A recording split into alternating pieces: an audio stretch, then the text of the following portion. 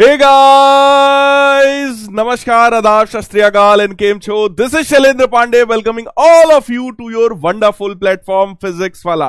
कैसे हैं आप सभी लोग? Good evening, good evening, good evening. सभी का बहुत बहुत स्वागत है. कैसे हैं आप सभी लोग? कैसा चल रहा है सभी का जीवन? Yes, good evening guys, good evening, good evening. बहुत बहुत स्वागत है इस अमेजिंग से मैच विक्ट्री में. गुड इवनिंग साक्षी, शिवांश, तन्मय, यशस्वी, भव्या, साक्षी, आयुष, आर्यन, आराध्या, अदिति, केतकी, चंदन, आरव, शिवम, सभी प्यारे प्यारे बच्चों का बहुत बहुत स्वागत है. कैसे हैं आप सभी लोग? कैसा चल रहा है जीवन? फटाफट एक बार जरा बता दीजिए. आज चैट कुछ स्लो लग रही है आप लोग की? लग ही रही है या है सच में? फटाफट बता दो यार एक बार जरा. हाँ, चैट आप लोग की स्लो क्यों लग रही है आज मुझे? हाँ?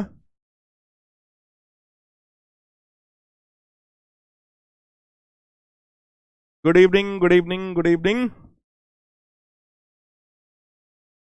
फटाफट बता दीजिए कैसे हैं आप सभी लोग.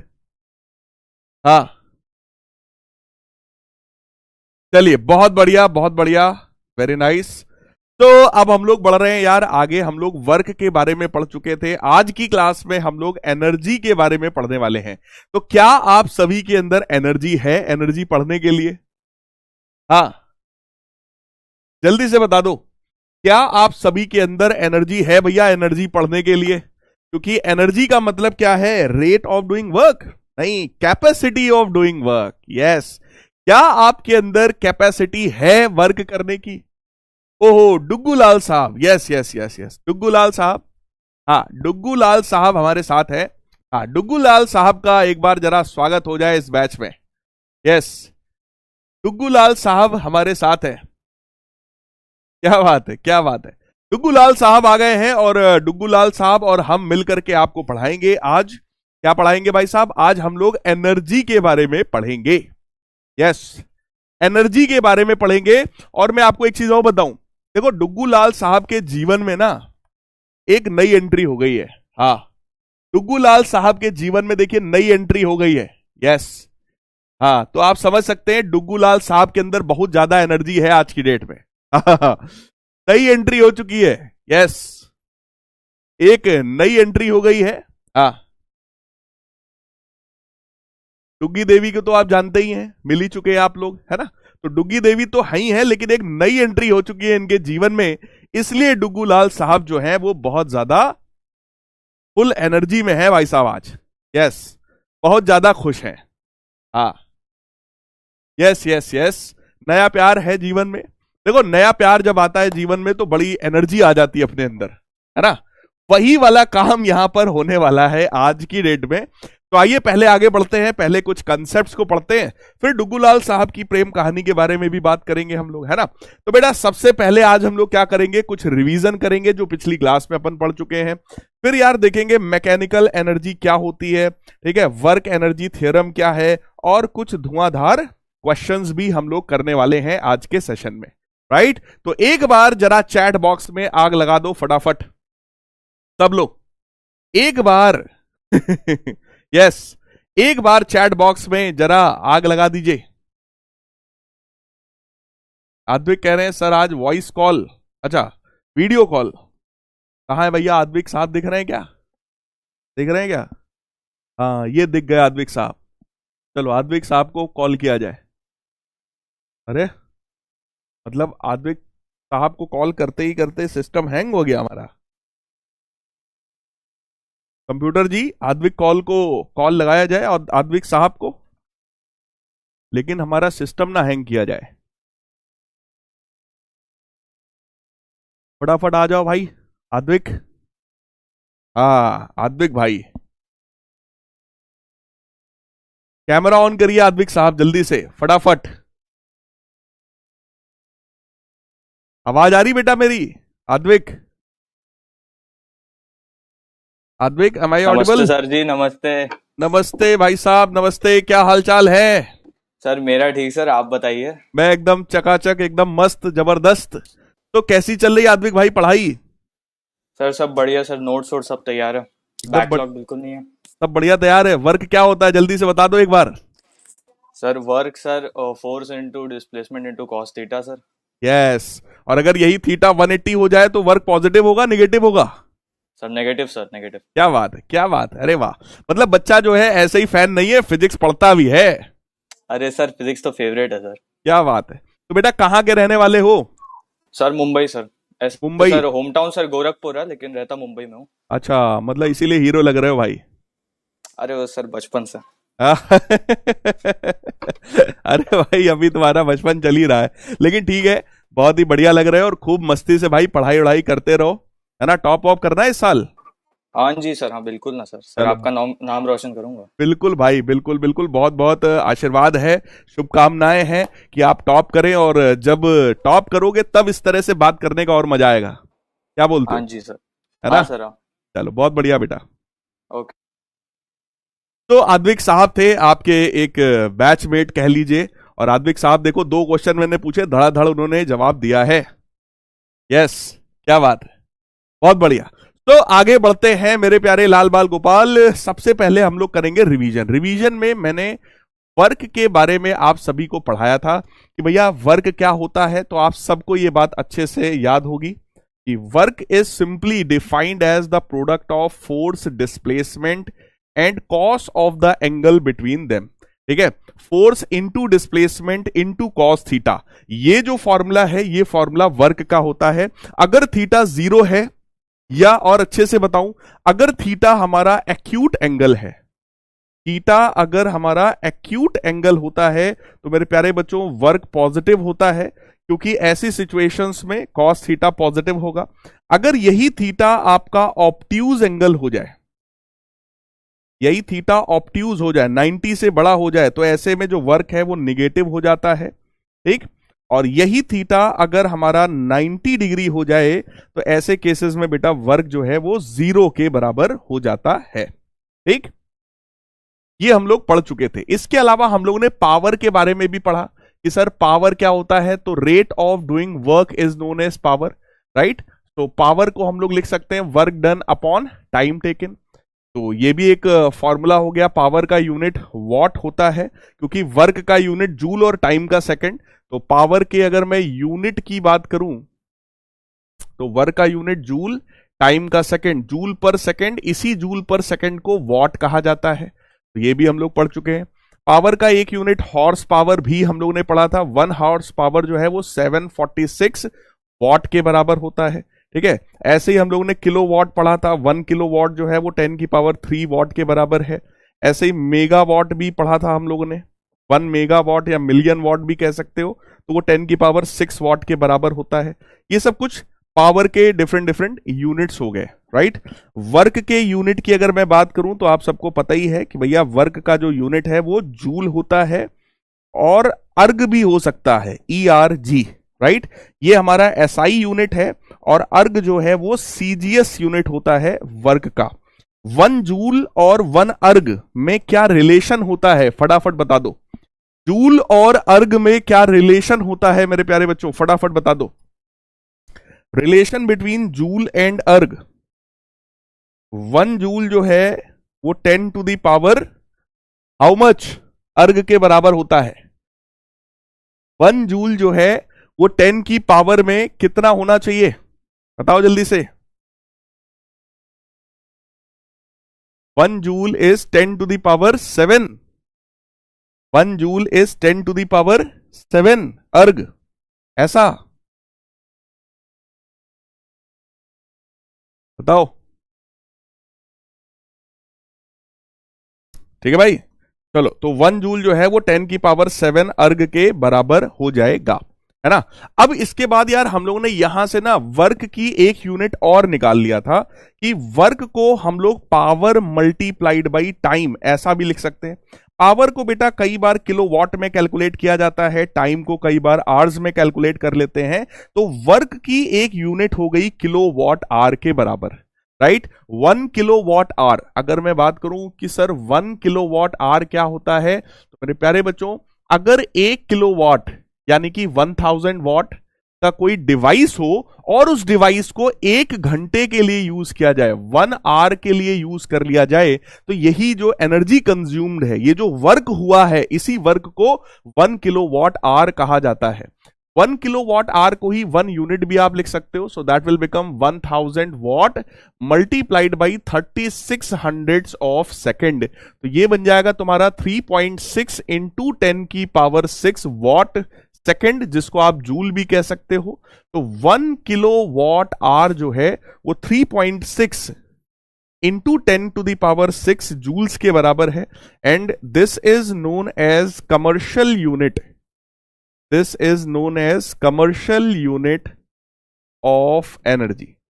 इसको बेटा एनर्जी का कमर्शियल यूनिट कहा जाता है, कमर्शियल यूनिट ऑफ एनर्जी। क्या ये बात एकदम क्लियर है? क्या ये बात समझ में आ रही है? फटाफट बता दो यार, is it clear everyone? 1 kilowatt hour 3.6 into 10⁶ joules के बराबर है, that is a commercial unit of energy. इसी को बेटा 1 यूनिट भी कई बार लिखा जाता है। 1 यूनिट का मतलब ही होता है 1 किलोवाट आवर, और 1 किलोवाट आवर का मतलब है 3.6 इंटू 10⁶ जूल्स, या इसी को 3.6 मेगा जूल ऐसा भी आप लोग लिख सकते हो। ये सारी चीजें बेटा हम लोग पढ़ चुके थे। पावर का मतलब था rate of doing work, right? अब जो पढ़ चुके हो उस पर बेस्ड एक क्वेश्चन आपके सामने है, आप सभी को बताना है। क्या देखते हैं कितने बच्चे इस क्वेश्चन को समझ पाते हैं और बता पाते हैं, है ना? यस, चलो देखो। A parrot flying at a height of 300 metre above sea level with a force of 10 newton. एक तोता है जो कि 300 मीटर की हाइट पर फ्लाई कर रहा है ना? ऐसे ऐसे ऐसे ऐसे उड़ रहा होगा भैया, ऐसे ऐसे उड़ रहा होगा, ऐसे ऐसे, है ना? तो ये एक तोता है, मान लो। हाँ हाँ, तोता का नाम क्या है? शैलेंद्र पांडे तोता। हाँ, तो ये है एक तोता भैया, ये तोता ऐसे ऐसे उड़ रहा होगा और 300 मीटर की हाइट पर उड़ रहा है, ये बात ध्यान रखिएगा। और 10 न्यूटन का भाई साहब यहां पर फोर्स लगा रहा है वो बार बार। आपको बताना है वर्क की वैल्यू कितनी होगी। यहां पर 4 ऑप्शंस आप सभी के सामने है, फटाफट सोच लो, समझ लो और मेरे को आंसर बता दो बस। सोच लो, समझ लो और मुझे आंसर बता दो। सोच लो, समझ लो, आंसर बता दो। और आंसर बताने से पहले एक बार जरा ये मास्टर साहब को देख लेना। हाँ, मास्टर साहब को देख लेना, अगर गलती हुई तो समझ लेना। हाँ, मास्टर साहब को ध्यान रख के आंसर करना। Parrot flying at a height of 300 metre above sea level with a force of 10 newton. ध्यान रहे, पैरेट जो फोर्स लगा रहा है वो ऐसे लगा रहा है, ऐसे ऐसे नीचे की तरफ, है ना? उसके जो पंख होते हैं वो फोर्स किधर लगाता है? नीचे की तरफ। और पैरेट उड़ कैसे रहा होगा? हॉरिजॉन्टली, है ना? आगे की तरफ बढ़ रहा होगा। अरे भाई साहब, मेरा नाम बना के भी एक लड़का आ गया शैलेंद्र पांडे के नाम से, क्या बात है। तो भाई साहब, अगर मैं यहां पर आप सबको आंसर बताऊं तो आंसर है तोता will not do any work, है ना? यानी पैरेट ने कोई वर्क नहीं किया है। फिजिक्स इसको जो है वर्क नहीं मानता है मेरे प्यारे बच्चों। तो answer is A option. Physics इसको वर्क नहीं मानता। क्यों वर्क नहीं मानता है? क्योंकि जो तोता है, जो पैरेट है, वो फोर्स नीचे की तरफ लगा रहा है। यानी बेटा फोर्स नीचे की तरफ लगा रहा है और डिस्प्लेसमेंट आगे की तरफ हो रहा है।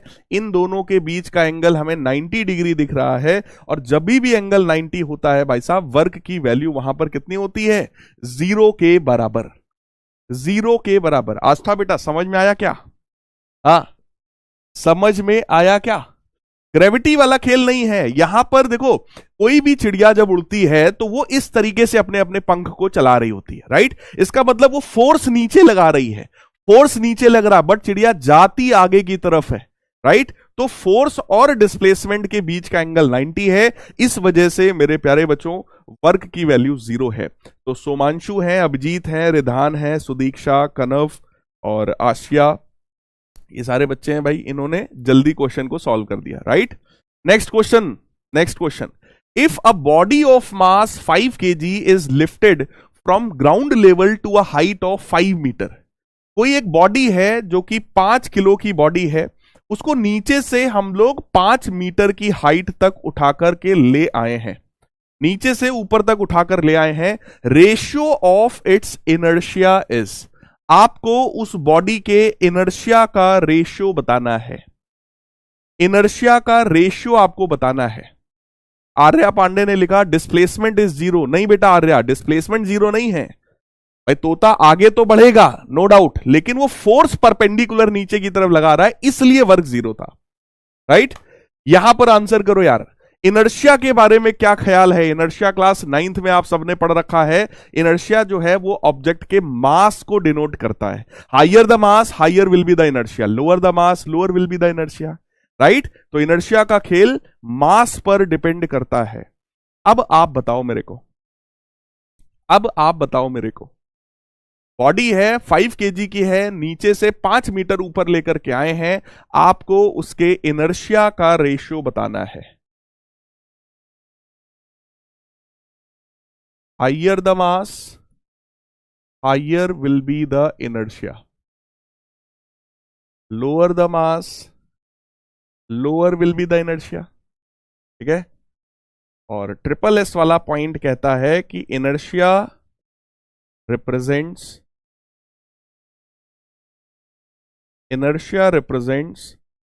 Mass of the object.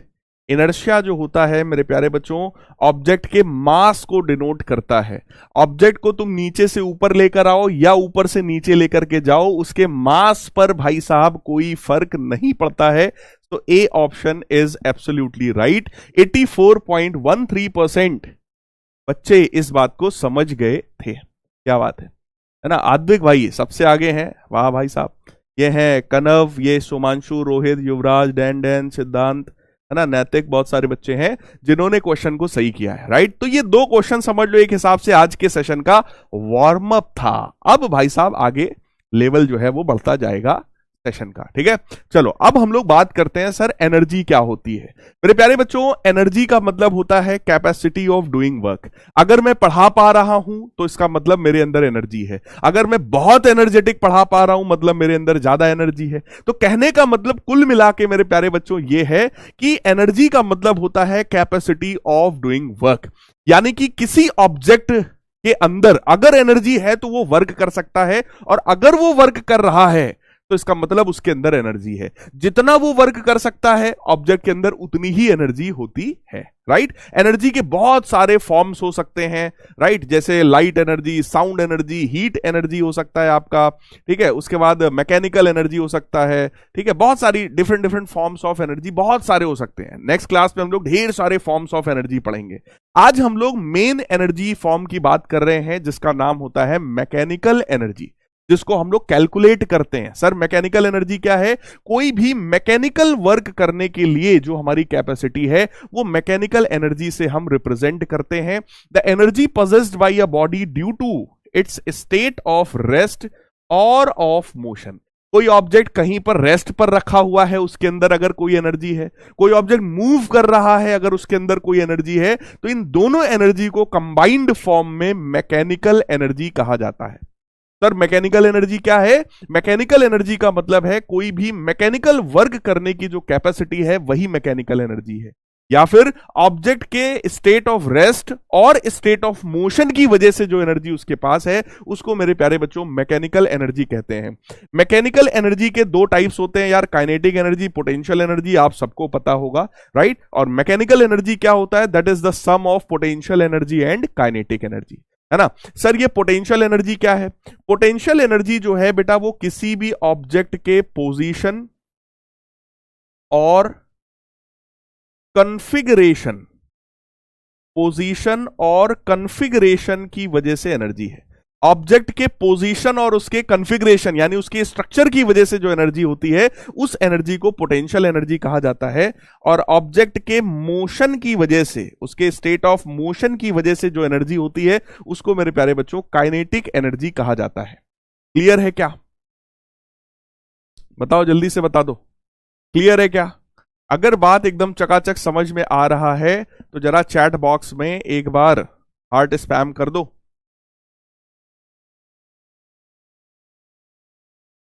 अब एक एक करके दोनों एनर्जी के बारे में आज की क्लास में हम लोग डिटेल में बात करेंगे। पहले बात करते हैं, आ जाओ पोटेंशियल एनर्जी का, कि सर पोटेंशियल एनर्जी क्या होता है। मैंने आपको समझाया, पोटेंशियल एनर्जी मतलब किसी भी ऑब्जेक्ट के पोजीशन की वजह से या उसके कॉन्फ़िगरेशन की वजह से जो एनर्जी आती है उसको हम लोग पोटेंशियल एनर्जी कहते हैं। सर पोजीशन का मतलब क्या? पोजीशन का मतलब होता है ऑब्जेक्ट किस जगह पर रखा हुआ है। अगर ये हमारा ग्राउंड है, अगर ये हमारा ग्राउंड है, ठीक है, तो अगर कोई भी ऑब्जेक्ट बेटा सबसे नीचे ग्राउंड पर एकदम पड़ा हुआ है तो इसके अंदर जीरो पोटेंशियल एनर्जी माना जाता है। हम लोग ऐसा मान के चलते हैं कि ग्राउंड पर पोटेंशियल एनर्जी कितनी है बेटा? जीरो। ग्राउंड पर पोटेंशियल एनर्जी कितनी मानते हैं हम लोग? जीरो के बराबर मानते हैं। और अगर कोई ऑब्जेक्ट ग्राउंड से ऊपर की तरफ आ रहा है, मान लो ऑब्जेक्ट यहां कहीं पर पड़ा हुआ है, तो इसके पास हम लोग ऐसा मानते हैं कि भाई इसके पास ज्यादा एनर्जी है। और कितनी एनर्जी है ये फॉर्मूला शायद आप सभी को पता होगा।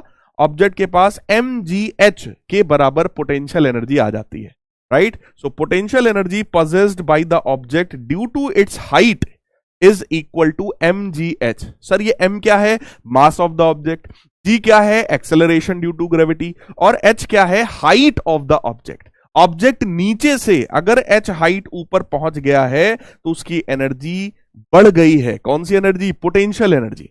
यानी पोजीशन की वजह से जो एनर्जी है, किसी एक हाइट पर रखे होने की वजह से जो एनर्जी होती है, उस एनर्जी को हम लोग पोटेंशियल एनर्जी का नाम देते हैं। क्लियर है क्या? ठीक है, देखो, energy possessed by a body due to its changed position और कॉन्फ़िगरेशन, यानी कि ऑब्जेक्ट की पोजीशन को अगर तुमने चेंज कर दिया है, या सिंपली हम लिख सकते हैं कि it is the energy possessed by due to position of the object और इट्स कॉन्फ़िगरेशन, यानी कि ऑब्जेक्ट के स्ट्रक्चर को चेंज करोगे, उसके कॉन्फ़िगरेशन को चेंज करोगे, उसकी पोजीशन को चेंज करोगे, तो उसके अंदर जो एनर्जी होती है, आ जाती है, उस एनर्जी को हम लोग पोटेंशियल एनर्जी कहते हैं। पोटेंशियल एनर्जी को कैपिटल यू से डिनोट किया जाता है। ठीक है, पोटेंशियल एनर्जी के कुछ एग्जांपल्स बताते हैं। Body placed at a height above ground, कोई भी ऑब्जेक्ट है ग्राउंड से ऊपर रखा हुआ है किसी h हाइट पर, तो उस बॉडी के पास mgh के बराबर पोटेंशियल एनर्जी होती है। सर ये एनर्जी कहां से आई है? जरा आप खुद सोचो, इमेजिन करो, अपनी डेली लाइफ में हम लोग इस चीज को ऑब्जर्व करते हैं कि मान लो डुग्गूलाल साहब कहीं पर बैठे हैं, ठीक है, मान लो डुग्गूलाल साहब कहीं पर बैठे हैं, आराम से बैठे हुए हैं, ठीक है, और अगर मैं आऊं और डुग्गूलाल साहब को ऐसे मैं मार दूं एक झापड़। जैसे ही मैंने डुग्गूलाल साहब को मारा, इसका मतलब मैंने डुग्गूलाल साहब के ऊपर वर्क किया, ठीक है। अगर मैंने इनके ऊपर वर्क किया है तो बोलो इनकी एनर्जी अपने आप बढ़ जाती है। आप क्लास में बैठे हुए हैं, एक टीचर आया, उसने जबरदस्ती आपको एक झापड़ खींच के मारा, अपने आप आपकी एनर्जी बढ़ जाती है। क्यों बढ़ जाती है आपकी एनर्जी? सोचो, क्योंकि उसने तुम्हारे ऊपर वर्क किया है, उसने तुम्हारे ऊपर वर्क किया है थप्पड़ मार करके, इसलिए आपकी एनर्जी में इंक्रीमेंट आ जाता है। और जैसे ही एनर्जी में इंक्रीमेंट आता है, बच्चा कुछ ना कुछ बड़बड़ाना शुरू कर देगा, है ना। हालांकि आप लोग बहुत छोटे हो, उल्टा रिएक्ट तो नहीं करते हो कि पता चला टीचर ने मारा, तुमने भी, हाँ डुग्गूलाल साहब भी हमको उड़ा दे एकदम, ऐसा तो आप लोग नहीं करते हैं, मुझे पता है, आप सब अच्छे बच्चे हैं, है ना। तो कहने का मतलब मेरे प्यारे बच्चों ये है कि भैया अगर कुछ वर्क आपने किया किसी ऑब्जेक्ट पर, तो उस ऑब्जेक्ट की जो एनर्जी है वो बढ़ जाती है। अब वही चीज यहां पर है कि ऑब्जेक्ट जो है वो हमारा नीचे रखा था, कोई ऑब्जेक्ट जो है वो नीचे रखा था, नीचे से ऊपर लाने में कितना वर्क करना पड़ता है सबको पता है, mgh के बराबर। वही वर्क इस ऑब्जेक्ट में पोटेंशियल एनर्जी के रूप में स्टोर हो गया है। So the formula of potential energy is mgh। Formula of potential energy is mgh, right. m object का मास है, g acceleration due to gravity है, और h जो है वो उसका हाइट है। मैं चैट बंद कर दे रहा हूं, ठीक है। एक बच्चा कह रहा है सर चैट बंद कर दो। Body placed at height above the ground, ground से कुछ ऊपर बेटा ऑब्जेक्ट रखा है तो उसके पास पोटेंशियल एनर्जी है। कंप्रेस्ड स्प्रिंग, अगर कोई स्प्रिंग दबी हुई है, अगर कोई स्प्रिंग दबी हुई है तो दबी हुई स्प्रिंग में भी एनर्जी होती है, क्योंकि जैसे ही आप ऑब्जेक्ट को छोड़ोगे, है ना, स्प्रिंग को छोड़ोगे, वो तुरंत अपने आप एक्सपैंड हो जाएगी। इसका मतलब दबी हुई स्प्रिंग के अंदर भी एनर्जी है, क्योंकि उसको छोड़ते ही वो अपने आप कुछ वर्क कर जाती है। क्लियर? तो कोई भी कंप्रेस्ड स्प्रिंग है, कोई भी इलोंगेटेड स्प्रिंग है, बेंट बो समझते हो ना, वो धनुष बाण वाला जो होता है ना, अगर उसको ऐसे खींचा हुआ है तो उसके अंदर भी जो है एनर्जी होता है, राइट? स्ट्रेच्ड रबर स्ट्रिंग, कोई भी रबर स्ट्रिंग है ना, कोई भी रबर बैंड है, अगर उसको भी हमने खींच के रखा हुआ है, जैसे ही छोड़ेंगे उसके अंदर एनर्जी होती है, वो वापस आता है, यानी कि कुछ ना कुछ वर्क कर जाता है। तो मेरे प्यारे बच्चों, पोटेंशियल एनर्जी दो कारणों से होती है। पहला, ऑब्जेक्ट की हाइट यानी उसकी पोजीशन, दूसरा होता है उसका कॉन्फ़िगरेशन, यानी आपने किसी चीज को खींच रखा हो, किसी चीज को दबा रखा हो, है ना, इस तरह की जो एनर्जी होती है उसी को बेटा पोटेंशियल एनर्जी कहा जाता है। देखो आप लोग अभी क्लास 10th में हो, 10th में बहुत बेसिक अपने को पोटेंशियल एनर्जी पढ़ना है। जब आप लोग क्लास 11th और 12th में आएंगे तो आपको काफी ज्यादा डिटेल में यही एनर्जी जो है पढ़ाई जाती है, क्योंकि potential energy is more difficult to understand in comparison to kinetic energy. Kinetic energy I hope आप सबको पता होगा कि क्या होता है भाई। ऑब्जेक्ट मोशन में तो हाफ mv स्क्वायर के बराबर काइनेटिक एनर्जी होती है, ये सबको पता होगा। आज हम लोग हालांकि और डिटेल में बात करेंगे काइनेटिक एनर्जी की, बट पोटेंशियल एनर्जी काफी टेढ़ा टर्म है। देखो हाइट की वजह से पोटेंशियल एनर्जी mgh सबको समझ में आता है, लेकिन कॉन्फ़िगरेशन वाली जो एनर्जी है उसके लिए मैथमेटिक्स का एक प्रोसेस इंटीग्रेशन होता है जिसको यूज करना पड़ता है। वो आप लोग जब क्लास 11th में आओगे, क्लास 12th में आओगे, तो आपको वहां पर मेरे प्यारे बच्चों पढ़ाया जाएगा, डिटेल में सिखाया जाएगा, है ना? ठीक है, तो मेरे प्यारे बच्चों आगे बढ़ते हैं। Forms of potential energy. Potential energy के डिफरेंट फॉर्म्स देखो। सबसे पहला फॉर्म है gravitational potential energy, due to the gravity of earth. Earth किसी ऑब्जेक्ट को हमेशा अपनी तरफ खींचती है, इसकी वजह से ग्रेविटेशनल पोटेंशियल एनर्जी होती है, जिसका फॉर्मूला mgh के बराबर हम लोगों ने निकाला था। फिर अगला है बेटा इलास्टिक पोटेंशियल एनर्जी, यानी कि किसी स्प्रिंग को खींच दिया है, अब उसके अंदर जो एनर्जी है वो इलास्टिक पोटेंशियल एनर्जी है, राइट? देखो इलास्टिसिटी क्या होती है, कोई बच्चा जानता है क्या? मैं चैट ओपन कर रहा हूं। What is elasticity? कितने बच्चे जानते हैं कि सर इलास्टिसिटी क्या होता है? जल्दी से चलो पोल पर आंसर कर दो। कितने बच्चे जानते हो कि इलास्टिसिटी क्या है? बताइए, जल्दी से बताइए, व्हाट इज इलास्टिसिटी? बता दो।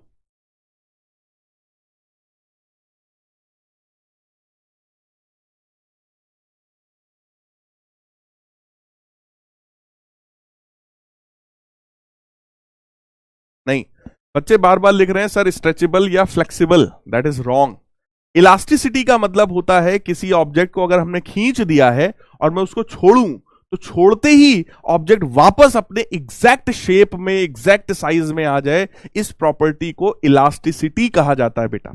ऑब्जेक्ट का खिंच जाना ये इलास्टिक बिहेवियर को रिप्रेजेंट नहीं करता है। ऑब्जेक्ट को खींचने के बाद अगर छोड़ दो और वो वापस अपने एग्जैक्ट शेप में आ जाए, इसको इलास्टिसिटी कहा जाता है ना? तो इलास्टिक पोटेंशियल एनर्जी जो है वो जनरली स्प्रिंग में देखा जाता है कि अगर कोई स्प्रिंग है, इस तरह की कोई स्प्रिंग है, ठीक है, और स्प्रिंग को अगर हमने खींच दिया है या हमने कंप्रेस कर दिया है, तो इस स्प्रिंग के अंदर जो एनर्जी होती है उसको इलास्टिक पोटेंशियल एनर्जी कहा जाता है। मैं आपको डायरेक्ट फॉर्मूला बता दे रहा हूं, अभी आप डिराइव तो नहीं कर पाओगे इसकी एनर्जी, राइट, लेकिन मैं आपको इसका बता रहा हूं कि किसी भी स्प्रिंग में क्या होता है। सुनो, किसी भी स्प्रिंग में बेटा हमेशा एक कांस्टेंट डिफाइन किया जाता है, जिसको हम लोग स्प्रिंग कांस्टेंट कहते हैं, या इसी को स्टिफनेस ऑफ स्प्रिंग भी कहा जाता है। स्टिफनेस कांस्टेंट मतलब कोई भी जो स्प्रिंग है वो कितनी हार्ड है, कितनी स्टिफ है, इसको रिप्रेजेंट करने के लिए एक कांस्टेंट होता है के बराबर। ठीक है, ये के क्यों आया इसका कारण समझ लो। किसी भी स्प्रिंग में जो फोर्स होता है that is directly proportional to minus of x. Sir ये एक्स क्या है? एक्स का मतलब है इलोंगेशन और कंप्रेशन। किसी भी स्प्रिंग को जितना खींच दिया गया है ना, या जितना कंप्रेस कर दिया गया है, इलोंगेशन और कंप्रेशन। जैसे मान लो कोई स्प्रिंग थी 10 सेंटीमीटर लेंथ की, उसकी ओरिजिनल लेंथ थी 10 सेंटीमीटर, हमने उसको खींच कर दिया 12 सेंटीमीटर, तो बेटा कितना खींच दिया हमने? What is elongation? That is 2 centimetre. 10 centimetre का स्प्रिंग था, हमने दबा के 7 सेंटीमीटर उसकी फाइनल लेंथ कर दिया, तो कितना कंप्रेस कर दिया हमने? 3 सेंटीमीटर। तो मेरे प्यारे बच्चों, कंप्रेशन या इलोंगेशन से मतलब है इनिशियल लेंथ या फाइनल लेंथ ऑफ स्प्रिंग से मतलब नहीं है, इस बात को ध्यान रखना। एक्स का मतलब होता है इलोंगेशन या कंप्रेशन, यानी कि स्प्रिंग कितना खिंच गई है या कितना दब गई है। तो स्प्रिंग का जो फोर्स होता है वो माइनस एक्स के प्रोपोर्शनल है। सर ये माइनस क्या शो कर रहा है? माइनस शो कर रहा है कि अगर स्प्रिंग को खींचेंगे तो फोर्स अंदर की तरफ डेवलप होगा, ठीक है, क्योंकि स्प्रिंग अंदर आना चाहेगी, और जब अंदर दबा दोगे, कंप्रेस करोगे, तो ये फोर्स बाहर की तरफ होगा। यानी कि ये जो फोर्स है ये हमेशा उसके इलोंगेशन या कंप्रेशन का अपोज करेगा। स्प्रिंग को खींच रखा है तो उसमें अंदर की तरफ फोर्स डेवलप होगा, दबा रखा है तो यही फोर्स बाहर की तरफ डेवलप हो जाएगा मेरे प्यारे बच्चों। तो यहां पर ये जो प्रोपोर्शनलिटी का साइन हटाते हैं ना यार, तो यहां पर एक कांस्टेंट आता है, उस कांस्टेंट को के कहा जाता है। दैट कांस्टेंट इज के। के का मतलब क्या है? स्प्रिंग का कांस्टेंट, या इसको स्टिफनेस भी कहा जाता है, ठीक है। अगर मैं आपसे कहूं कि बेटा ये फोर्स न्यूटन में है और ये जो इलोंगेशन है वो मीटर में है, तो फटाफट जरा स्प्रिंग कांस्टेंट का यूनिट मुझे बता दो। What should be the unit of spring constant? जल्दी से बता दो यार, what should be the unit of spring constant? बेटा सब लोग यूनिट बता दो, यूनिट ऑफ स्प्रिंग कांस्टेंट। किसी भी स्प्रिंग कांस्टेंट की यूनिट सब लोग फटाफट मेरे को बता दीजिए। बेटा ये न्यूटन में है और डिस्टेंस है या इलोंगेशन है तो सबको पता है वो मीटर में ही होगा, तो दैट इज न्यूटन पर मीटर। कदों न्यूटन इनटू मीटर नहीं है बेटा, के जो है वो एफ बाई एक्स हो जाएगा ना, डिवीजन में आ जाएगा ना भाई, so that unit is Newton पर मीटर। इस बात को ध्यान रखना। तो बेटा स्प्रिंग की एनर्जी मैंने तुम्हें बता दिया है, मतलब फोर्स मैंने तुम्हें बता दिया है। अब मैं तुम्हें एनर्जी का डायरेक्ट फॉर्मूला बता रहा हूं, बहुत ज्यादा परेशान मत होना कहां से आया क्यों आया, अभी आपको डायरेक्ट फॉर्मूला बता रहा हूं क्योंकि ये तुम्हारे सिलेबस में नहीं है, ठीक है। स्प्रिंग की जो एनर्जी होती है बेटा उसका फॉर्मूला होता है हाफ के एक्स स्क्वायर। 1/2 सब लोग समझ रहे हो क्या है? नंबर है सिंपल। के का मतलब है स्प्रिंग का कांस्टेंट और एक्स का मतलब है कि वो स्प्रिंग कितना खिंच गई है या कितना दब गई है, कितना इलोंगेशन है या कितना कंप्रेशन है, राइट। तो ये किसी भी स्प्रिंग की इलास्टिक पोटेंशियल एनर्जी होती है। अगर स्प्रिंग खिंची हुई है तभी ये एनर्जी होगी, अगर स्प्रिंग दबी हुई है तभी ये एनर्जी होगी। लेकिन अगर कोई स्प्रिंग अपनी नॉर्मल कंडीशन में रखी हुई है तो उसमें कोई इलास्टिक पोटेंशियल एनर्जी मेरे प्यारे बच्चों नहीं होगी, राइट है? क्लियर है? बता दो यार, है ना, फटाफट बता दो। क्लियर है क्या?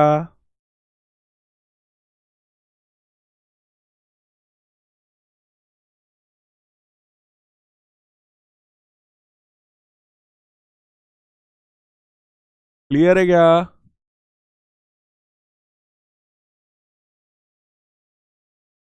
मैं आप लोगों को दिखाई, अच्छा ठीक है, चलो ठीक है, हाँ ठीक है। तो ये होता है बेटा किसी भी स्प्रिंग की इलास्टिक पोटेंशियल एनर्जी। इसको लिख लेना, ये ट्रिपल एस वाला पॉइंट है आपके लिए, समझ लो, क्योंकि आपके ये अभी सिलेबस में नहीं है, एक्स्ट्रा पॉइंट है, एक कंसेप्ट है, इसको आप रख लो, ठीक है, एक जगह पे लिख लो अपनी कॉपी पर। ग्रेविटेशनल पोटेंशियल एनर्जी जो होता है due to gravity of earth, उसका फॉर्मूला mgh के बराबर होता है, ठीक है। अभी इसके बारे में अपन डिटेल में बात करने चल रहे हैं कि सर ये ग्रेविटेशनल पोटेंशियल एनर्जी क्या होता है। The potential energy possessed by a body due to force of attraction of earth, यानी अर्थ हर एक ऑब्जेक्ट को हमेशा अपनी तरफ अट्रैक्ट करती है, उसके अट्रैक्शन की वजह से जो एनर्जी होती है उसको हम लोग ग्रेविटेशनल पोटेंशियल एनर्जी कहते हैं। और मेरे प्यारे बच्चों अगर मैं तुम्हें ग्रेविटेशनल पोटेंशियल एनर्जी का अगर मैं तुम्हें फॉर्मूला बता दूं तो बहुत ध्यान से समझना। ग्रेविटेशनल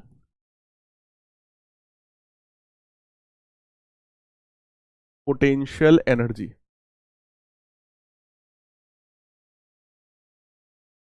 देखो एक चैप्टर है जिसका नाम है ग्रेविटेशन, ठीक है। ग्रेविटेशन चैप्टर में न्यूटन साहब बताते हैं, Newton's law of gravitation. Newton साहब का ग्रेविटेशन का जो नियम है, न्यूटन्स लॉ ऑफ ग्रेविटेशन जो होता है बेटा वो ये कहता है कि दो ऑब्जेक्ट के बीच का जो फोर्स है उनके मासेस के प्रोडक्ट के डायरेक्टली प्रोपोर्शनल है, और ये वाला जो फोर्स होता है वो inversely proportional to r square होता है।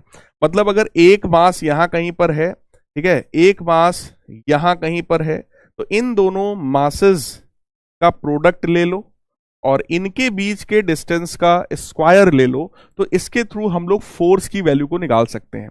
देखो m1 वाले मास को m2 वाला मास अपनी तरफ अट्रैक्ट करेगा, और m2 वाले मास को m1 वाला जो है वो अपनी तरफ अट्रैक्ट करेगा। ये अट्रैक्शन का जो फोर्स होता है मेरे प्यारे बच्चों, that force is directly proportional to, ऊपर वाले दोनों इन नियमों को कंबाइन अगर करेंगे तो F जो है वो proportional to m1 m2 upon r square होता है। ये प्रोपोर्शनलिटी का जब साइन हटाया जाता है तो यहां पर एक कांस्टेंट आता है कैपिटल G, तो फॉर्मूला बन जाता है F is equal to capital G m1 m2 by r square. F जो है वो capital G m1 m2 by r square के बराबर आता है, राइट। ये जो कैपिटल G है वो यूनिवर्सल ग्रेविटेशनल कांस्टेंट कहलाता है। कैपिटल G क्या है हमारा, that is universal gravitational constant. तो ये आई होप आप सबने क्लास 9th में पढ़ रखा होगा, इसमें कोई बड़ी बात नहीं है। और ये जो कैपिटल G होता है इसकी वैल्यू भी मैं लिख दे रहा हूं, एक तरीके का समझ लो तुम्हारा रिवीजन हो गया। 6.67 इंटू 10 की पावर -11 यूनिट होता है बेटा इसका न्यूटन मीटर स्क्वायर पर किलोग्राम स्क्वायर के बराबर, राइट। ये कैपिटल G की वैल्यू है। अब मैं तुम्हें बताने चल रहा हूं ग्रेविटेशनल पोटेंशियल एनर्जी क्या होता है। देखो अगर ये हमारा अर्थ है और इस पूरे अर्थ का जो मास है वो me के बराबर है, पूरे अर्थ का मास me के बराबर है, दिस इज आवर अर्थ। और अर्थ के सेंटर से कोई ऑब्जेक्ट मान लो यहां कहीं पर है, और ये object let us suppose small r की डिस्टेंस पर है from the centre of earth, from the centre of earth, ये बात ध्यान रखना। और ऑब्जेक्ट का मास स्मॉल m है। तो मेरे प्यारे बच्चों ये जो अर्थ है ये हमेशा इस ऑब्जेक्ट को अपने सेंटर की तरफ अट्रैक्ट करती है, सबको पता है। अर्थ इस ऑब्जेक्ट के ऊपर इस तरह का एक अट्रैक्टिव फोर्स अप्लाई करेगी, और उस फोर्स की वैल्यू अगर कभी निकालना होगा तो हम यहां से निकाल सकते हैं capital G mass of earth mass of object upon r square, right है। सबको ये बात पता है, इसमें कोई नई बात नहीं है। बात यह है कि सर इसमें कितनी पोटेंशियल एनर्जी है, कितनी ग्रेविटेशनल पोटेंशियल एनर्जी है। तो मैं आपको इसका सीधा सीधा फॉर्मूला बता रहा हूं। ग्रेविटेशनल पोटेंशियल एनर्जी का फॉर्मूला होता है माइनस का G m1 m2 divided by r के बराबर। ग्रेविटेशनल पोटेंशियल एनर्जी का फॉर्मूला बेटा देखो कितना होता है, minus capital G m1 m2 by r square के बराबर, minus capital G m1 m2 by r square के बराबर। ये वैल्यू होती है इसकी, ठीक है। हाँ, minus capital G m1 m2 by r के बराबर। यहां पर बेटा नीचे आर स्क्वायर होता है बट उसमें आर स्क्वायर नहीं होता है, इसमें कोई साइन नहीं है प्लस या माइनस का, उसमें हमेशा माइनस का साइन होगा। तो ट्रिपल S वाला पॉइंट ये है कि gravitational potential energy is always negative. Gravitational potential energy मेरे प्यारे बच्चों हमेशा नेगेटिव होता है। सर नेगेटिव क्यों होता है? Because earth always attracts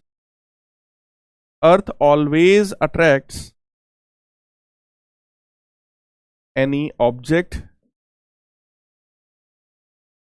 towards itself. क्योंकि अर्थ हमेशा किसी भी ऑब्जेक्ट को अपनी तरफ अट्रैक्ट ही करती है, अर्थ कभी भी रिपेल नहीं करती है मेरे प्यारे बच्चों। इस वजह से ग्रेविटेशनल पोटेंशियल एनर्जी हमेशा कैसी होती है? निगेटिव होती है। क्लियर? ठीक है। ग्रेविटेशनल पोटेंशियल एनर्जी की वैल्यू अगर मैं तुम्हें बताऊं इन्फिनिटी पर, ग्रेविटेशनल पोटेंशियल एनर्जी की वैल्यू अगर मैं आपको बताऊं इन्फिनिटी पर, कोई ऑब्जेक्ट बहुत बहुत बहुत ज्यादा दूर हो जाए तो वहां पर हम लोग इसकी वैल्यू कितनी मानते हैं? 0 के बराबर मानते हैं। इन्फिनिटी पर यानी अर्थ से बहुत ज्यादा दूर अगर कोई ऑब्जेक्ट है तो हम उसकी ग्रेविटेशनल पोटेंशियल एनर्जी को कितना मानते हैं? 0 के बराबर। क्या ये बात समझ में आया? फटाफट बता दो यार, क्या ये बात समझ में आया? सब लोग बताओ कितने बच्चों को अभी तक की पूरी बात समझ में आई है? जल्दी से थम्स अप कर दीजिए। और जितने बच्चे चैट में बात कर रहे हो बेटा, आप लोगों को मैं बता रहा हूं ब्लॉक कर दिया जाएगा। बहुत सारे बच्चे एक एक महीने के लिए ब्लॉक हो गए हैं, तो ऐसी हरकत मत करो मेरे भाई, जिसके लिए फिर तुम बाद में परेशान होगे, अभी बार बार मैसेज करोगे सर अनब्लॉक करा दो अनब्लॉक करा दो, और फिर हम लोग उसमें कुछ नहीं करा पाएंगे। ये बात ध्यान रखना, ठीक है भाई? हाँ, ठीक। तो मेरे प्यारे बच्चों, ग्रेविटेशनल पोटेंशियल एनर्जी हमेशा निगेटिव होती है, क्योंकि अर्थ हमेशा किसी ऑब्जेक्ट को अट्रैक्ट करता है। यानी कभी भी अगर दो ऑब्जेक्ट एक दूसरे को अट्रैक्ट कर रहे हैं तो वहां पर जो पोटेंशियल एनर्जी होती है वो निगेटिव होती है। इस कंसेप्ट का यूज हम लोग क्लास 12th में करेंगे, जब आप क्लास 12th में आओगे, ठीक है? तो क्लास 12th में, क्लास 11th में, दोनों क्लासेस में आप इस कंसेप्ट के बारे में सीखेंगे और इसका यूज भी आप वहां पर करेंगे, ठीक है? और चलो, अब यहां पर ग्रेविटेशनल पोटेंशियल एनर्जी के बारे में हम लोग पढ़ रहे थे। Gravitational potential energy of a body is zero. Gravitational potential energy body की जीरो होती है जब वो इंफिनिटी पर होता है। जब वो ऑब्जेक्ट इंफिनिटी पर है, बहुत ज्यादा दूर है, तो उसकी ग्रेविटेशनल पोटेंशियल एनर्जी जीरो के बराबर है, because force of attraction of the earth on the body is than zero. यानी कि अगर कोई ऑब्जेक्ट इनफाइनाइट डिस्टेंस अपार्ट हो जाएगा तो अर्थ उसको अट्रैक्ट ही नहीं कर पाएगा, है ना? अगर कोई ऑब्जेक्ट जो है वो अर्थ से बहुत बहुत बहुत ज्यादा दूर है, बहुत ही ज्यादा दूर है, तो अर्थ उसको अट्रैक्ट नहीं कर पा रहा है, क्योंकि डिस्टेंस इनफाइनाइट हो गई मेरे प्यारे बच्चों, फोर्स ही नहीं लग रहा वहां पर, है ना, अट्रैक्शन का। तो वहां पर ग्रेविटेशनल पोटेंशियल एनर्जी जीरो माना जाता है। एट फाइनाइट डिस्टेंस फ्रॉम अर्थ, यानी अर्थ से कुछ फाइनाइट दूरी पर gravitational potential energy of the body is always negative. ये बात मैंने आपको पीछे वाली स्लाइड पर बता दिया कि भाई अर्थ से कुछ फाइनाइट दूरी पर अगर ऑब्जेक्ट है तो उसकी जो ग्रेविटेशनल पोटेंशियल एनर्जी है वो हमेशा निगेटिव होती है। मैंने आपको एग्जैक्ट वैल्यू तक बता दिया है, क्लियर है? अब as the distance of the body from surface of earth increases, अब इसका मतलब बेटा जरा समझो, इसका मतलब जरा सब लोग समझो। ये मान लो हमारा अर्थ है, ये क्या है? ये हमारा अर्थ है, और अर्थ के सेंटर से मान लो कोई ऑब्जेक्ट यहां पर था जो कि अभी R1 डिस्टेंस पर है, ठीक है? R1 डिस्टेंस पर है। तो अगर मैं तुमसे कहूं कि भाई इस जगह पर, और इस ऑब्जेक्ट का मास मैं m लिख रहा हूं और अर्थ का जो मास है उसको मैंने me लिख दिया है, मैं आपसे कहूं कि भाई इस ऑब्जेक्ट की इनिशियल एनर्जी कितनी है? What is initial gravitational potential energy of body? इस बॉडी की इनिशियल ग्रेविटेशनल पोटेंशियल एनर्जी कितनी है? तो आपको लिखना चाहिए sir that is minus capital G mass of earth, mass of the object, divided by R1 minus G M1 M2 upon R, ठीक है? यही ऑब्जेक्ट को बेटा अगर हम थोड़ा और ऊपर लेकर चले जाएं, सेम ऑब्जेक्ट है, वही M मास वाला ऑब्जेक्ट है, और इतना ऊपर हम लेकर चले गए हैं कि इस बार वो अर्थ के सेंटर से R2 डिस्टेंस पर है, इस बार वो अर्थ के सेंटर से R2 डिस्टेंस पर है। तो मेरे प्यारे बच्चों, अगर मैं तुमसे कहूं कि यार final gravitational potential energy of body कितनी है, कितनी है? तो आप कहोगे sir that is minus capital G mass of earth, mass of body divided by R2 के बराबर, R2 के बराबर, है ना? ये इनिशियल पोजीशन था, this was initial position and this one was final position. तो आप लोग मेरे को एक चीज बताओ कि जब मैं ऑब्जेक्ट को इनिशियल पोजीशन से फाइनल पोजीशन की तरफ ले गया हूं तो उसकी ये जो ग्रेविटेशनल पोटेंशियल एनर्जी है इसका क्या हुआ? ये बढ़ गई या घट गई? जितने बच्चे कह रहे हैं कि सर बढ़ गई है वो ए वाले ऑप्शन पर टिक करेंगे, इंक्रीज। जितने बच्चे सोच रहे हैं कि सर डिक्रीज हो गई वो बी वाले ऑप्शन पर रहेंगे। जो बच्चे कह रहे हैं नहीं सर कुछ नहीं हुआ सेम रहेगी, वो सी को टिक करेंगे। मैं फिर से क्वेश्चन बोल रहा हूं, अगर मैं किसी ऑब्जेक्ट को यहां से ऊपर की तरफ लेकर के गया हूं, इनिशियल और फाइनल एनर्जी मैंने आपके सामने लिख दिया है, आपको बताना है ग्रेविटेशनल पोटेंशियल एनर्जी, नीचे से ऊपर जाने में ग्रेविटेशनल पोटेंशियल एनर्जी बढ़ जाएगी या घट जाएगी या सेम रहेगी? ये तीन ऑप्शंस आपके पास हैं, ए बी सी में से चूज करो बेटा, फटाफट चूज करो। हाँ,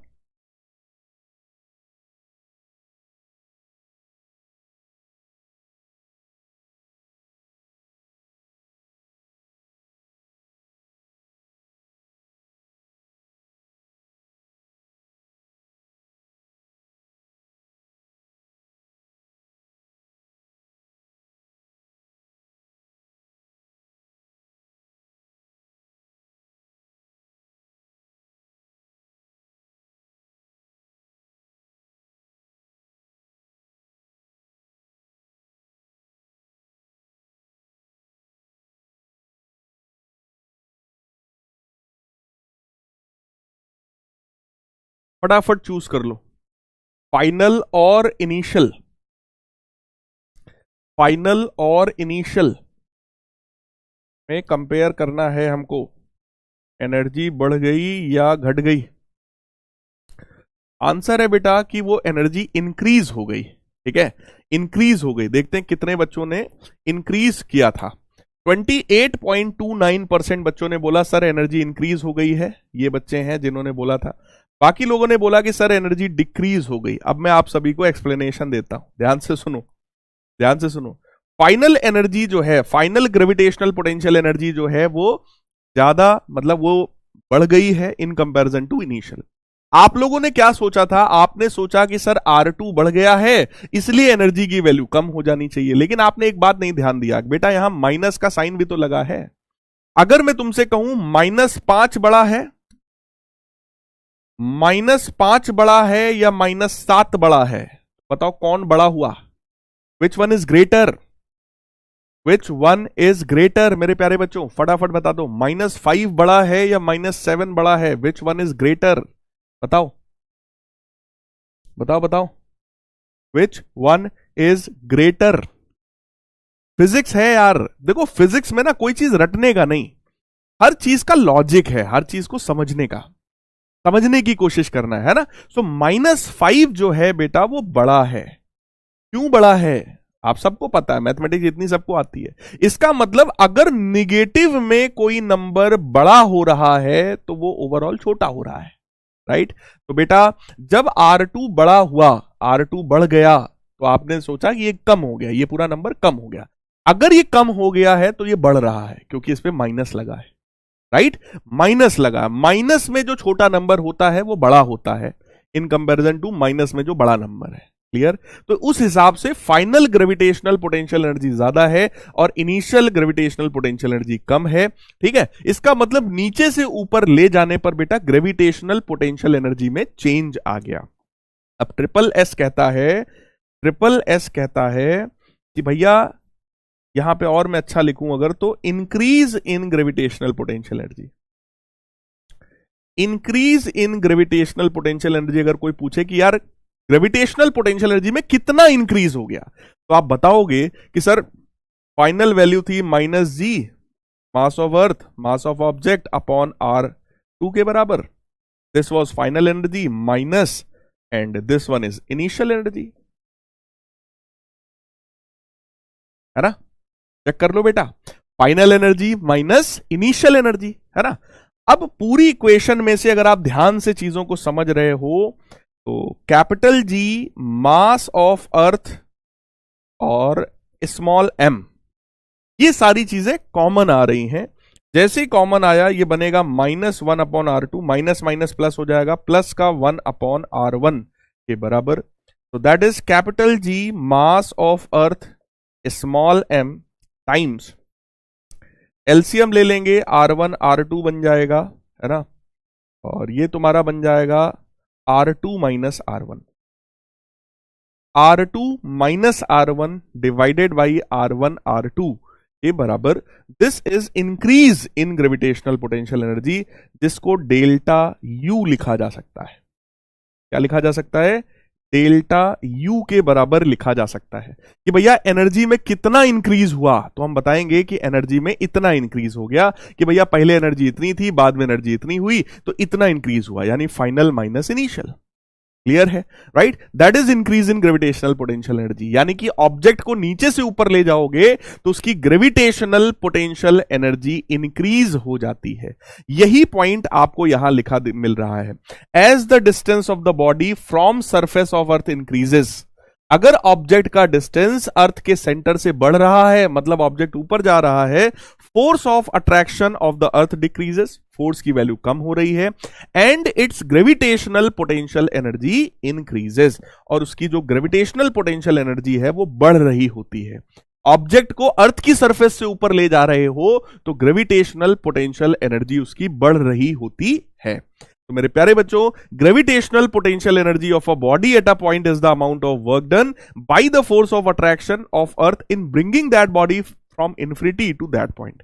यानी कि इन्फिनिटी यानी बहुत ज्यादा दूर, इन्फिनिटी से किसी एक पॉइंट तक किसी ऑब्जेक्ट को लाने में हमें जितना वर्क करना पड़ता है उसी वर्क को ग्रेविटेशनल पोटेंशियल एनर्जी कहा जाता है। पढ़ो, ध्यान से पढ़ो। Gravitational potential energy at a point is the amount of work done by the force of attraction of the earth in bringing that body from infinity to that point। Clear है ना? Clear है। यानी कि अगर ये हमारा अर्थ है, ये हमारा अर्थ है, दिस इज आवर अर्थ, और कोई एक ऑब्जेक्ट है जो कि बहुत ज्यादा दूर है, अर्थ से बहुत दूर है, इन्फिनिटी पर है, ठीक है। इन्फिनिटी से 1 kg के किसी ऑब्जेक्ट को यहां अर्थ के आसपास किसी एक पोजीशन तक, वहां से यहां तक लाने में जो वर्क करना पड़ रहा है, भाई अर्थ इस ऑब्जेक्ट को अपनी तरफ खींच रही होगी, खींचने की कोशिश तो अर्थ करेगी ही करेगी, है ना, खींचने की कोशिश कर रही होगी, तो उस ऑब्जेक्ट को वहां से यहां तक खींच के लाने में अर्थ ने जितना वर्क कर दिया होगा उसी वर्क को ग्रेविटेशनल पोटेंशियल एनर्जी कहा जाता है, right. That is known as gravitational potential energy. तो ये यहां उसका डेफिनेशन लिखा हुआ है। क्या ये बात सबको क्लियर एकदम समझ में आ गया है ना? Yes, it's like electric potential. बिल्कुल सही है बेटा, जैसा इलेक्ट्रिक पोटेंशियल था बिल्कुल वैसा ही है। अब आया सर इलास्टिक पोटेंशियल एनर्जी क्या है? तो when external force is applied on a body, it's configuration और इट्स शेप चेंजेस। बॉडी पर कोई भी एक्सटर्नल फोर्स लगाओगे, स्प्रिंग को खींचोगे तो फोर्स लगा के ही तो खींचोगे, दबाओगे तो फोर्स लगा करके ही तो दबाओगे। यानी अगर स्प्रिंग के शेप में आप कुछ चेंज लाए हैं तो मतलब आपने कुछ एक्सटर्नल फोर्स लगा रखा है, राइट। उसकी वजह से उसका शेप चेंज होता है। Elasticity is the property due to which a body regains its original configuration on the removal of external force। यानी एक्सटर्नल फोर्स हटाओगे, ऑब्जेक्ट वापस अपने शेप में आएगा। इस प्रॉपर्टी को इलास्टिसिटी कहा जाता है। ये मैंने आप सभी को पहले ही समझा दिया था, right. Potential energy possessed by a body in the deformed state due to change in its configuration is called elastic potential energy। यानी किसी भी बॉडी के अंदर उसके चेंज्ड पोजीशन में, यानी ऑब्जेक्ट को जब दबा रखा है, अब इस समय इसके अंदर जो पोटेंशियल एनर्जी है उसको इलास्टिक पोटेंशियल एनर्जी कहते हैं, जो कि हाफ kx² के बराबर होती है। It is equal to the amount of work done in deforming that body. यानी बॉडी को डीफॉर्म, भाई कोई स्प्रिंग है उसको दबा दिया तो डीफॉर्म हो गया, मतलब उसका फॉर्म, उसका जो शेप है वो चेंज हो गया। तो उसके शेप को चेंज करने के लिए हमें जितना वर्क करना पड़ रहा है उसी वर्क को बेटा हम लोग क्या बोलते हैं? Elastic potential energy. That is elastic potential energy, right है, क्लियर है ना? अब ग्रेविटेशनल पोटेंशियल एनर्जी की वैल्यू किसी एक हाइट पर बता रहे हैं कि भाई सर्टेन हाइट पर क्या होगा। तो डेफिनेशन आप पढ़ सकते हैं कि it is defined as the amount of work done in lifting it from ground to that height against the force of gravity. यानी कि अगर मान लीजिए, मान लो ये हमारा ग्राउंड है, ठीक है, ये हमारा ग्राउंड है, और ग्राउंड से अगर हम लोग किसी एक ऑब्जेक्ट को सर्टेन हाइट h तक लेकर आ रहे हैं, ग्राउंड से अगर हम लोग किसी ऑब्जेक्ट को h हाइट ऊपर तक लेकर के आ रहे हैं तो हमने कुछ ना कुछ वर्क इसके ऊपर कर दिया होगा, इसको नीचे से ऊपर लाने में, है ना। So work done on body अगर मैं निकालूं तो that is what? Force into displacement. Force mg के बराबर है, डिस्प्लेसमेंट h के बराबर है। यही जो वर्क हमने ऑब्जेक्ट पर किया इसको ऊपर लाने के लिए, है ना, इसको ऊपर लाने के लिए, यही वर्क इस ऑब्जेक्ट में पोटेंशियल एनर्जी के रूप में स्टोर हो जाता है, और इसकी पोटेंशियल एनर्जी का फॉर्मूला mgh के बराबर आ गया, mgh के बराबर आ गया। यानी ऑब्जेक्ट को नीचे से ऊपर लाने में जितना वर्क हमने ऑब्जेक्ट के ऊपर कर दिया वही मेरे प्यारे बच्चों पोटेंशियल एनर्जी कहलाता है। वही क्या कहलाता है? Potential energy, right. Potential energy mgh के बराबर। अब यहां पर एक बात समझना, लिखा भी है, assuming that gravitational potential energy on ground is 0। यानी हम लोग हमेशा मानकर चलते हैं कि भैया ग्राउंड पर, ये जो ग्राउंड है इस पर जो पोटेंशियल एनर्जी है, ग्रेविटेशनल पोटेंशियल एनर्जी है, वो हमेशा 0 के बराबर है। क्योंकि बेटा एक्चुअली ये जो mgh है ना, that is actually change in potential energy. भाई यहां पर पोटेंशियल एनर्जी 0 है, ऊपर जाने पर पोटेंशियल एनर्जी बढ़ गई, तो वो जो चेंज हम लोगों ने पीछे निकाला था ना, कौन सा चेंज? ये जो चेंज हम लोग ने निकाला था ना, change in gravitational potential energy, actually में जब आप क्लास 11th में आएंगे तब आपको मैं पढ़ाऊंगा, सिखाऊंगा, डिराइव भी कराऊंगा। यही जो तुम्हारे सामने लिखा हुआ है यही m(g)h है, यही mgh है मेरे प्यारे बच्चों। This is mgh, nothing else. यही mgh होता है, क्लियर है? यही हमारा mgh होता है। यस, तो ये जो mgh है ये वहीं से आया है। तो एक हिसाब से अगर आप समझो, ये जो u है, ये u क्या है? That is change in potential energy, that is increase in potential energy, है ना? तो this work is done in lifting the body up, body को ऊपर उठाने में जो वर्क हुआ है, and it gets stored in the body in the form of its potential energy. जो वर्क हमने बॉडी को उठाने के लिए किया, वही वर्क बॉडी में स्टोर हो गया है पोटेंशियल एनर्जी के फॉर्म में, राइट? पोटेंशियल एनर्जी के फॉर्म में। फटाफट सभी लोग जरा एक बार मुझे वोट करके बता दीजिए, क्या ये कंसेप्ट आपको समझ में आ गया है? क्या ये कंसेप्ट आपको एकदम क्लियर है कि भाई ऑब्जेक्ट को नीचे से ऊपर उठाने में जो वर्क हमने कर दिया, वही वर्क हमारा पोटेंशियल एनर्जी के रूप में स्टोर हो गया।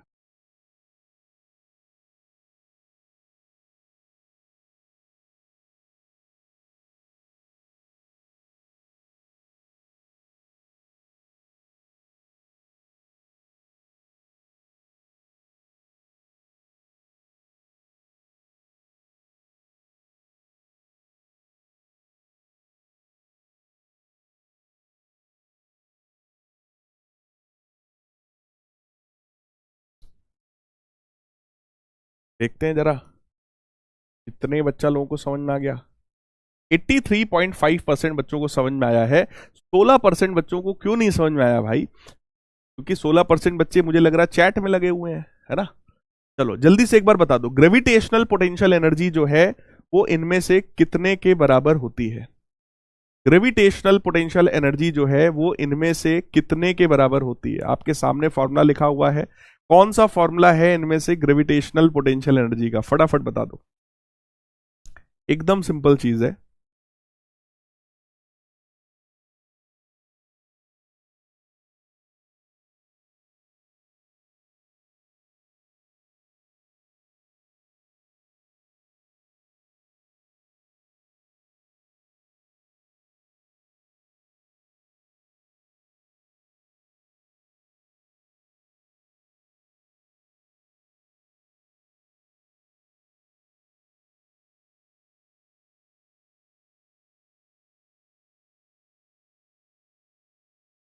ग्रेविटेशनल पोटेंशियल एनर्जी इनमें से कितने के बराबर होता है? एकदम सिंपल सी चीज है, ठीक है? mgh के बराबर होता है ग्रेविटेशनल पोटेंशियल एनर्जी।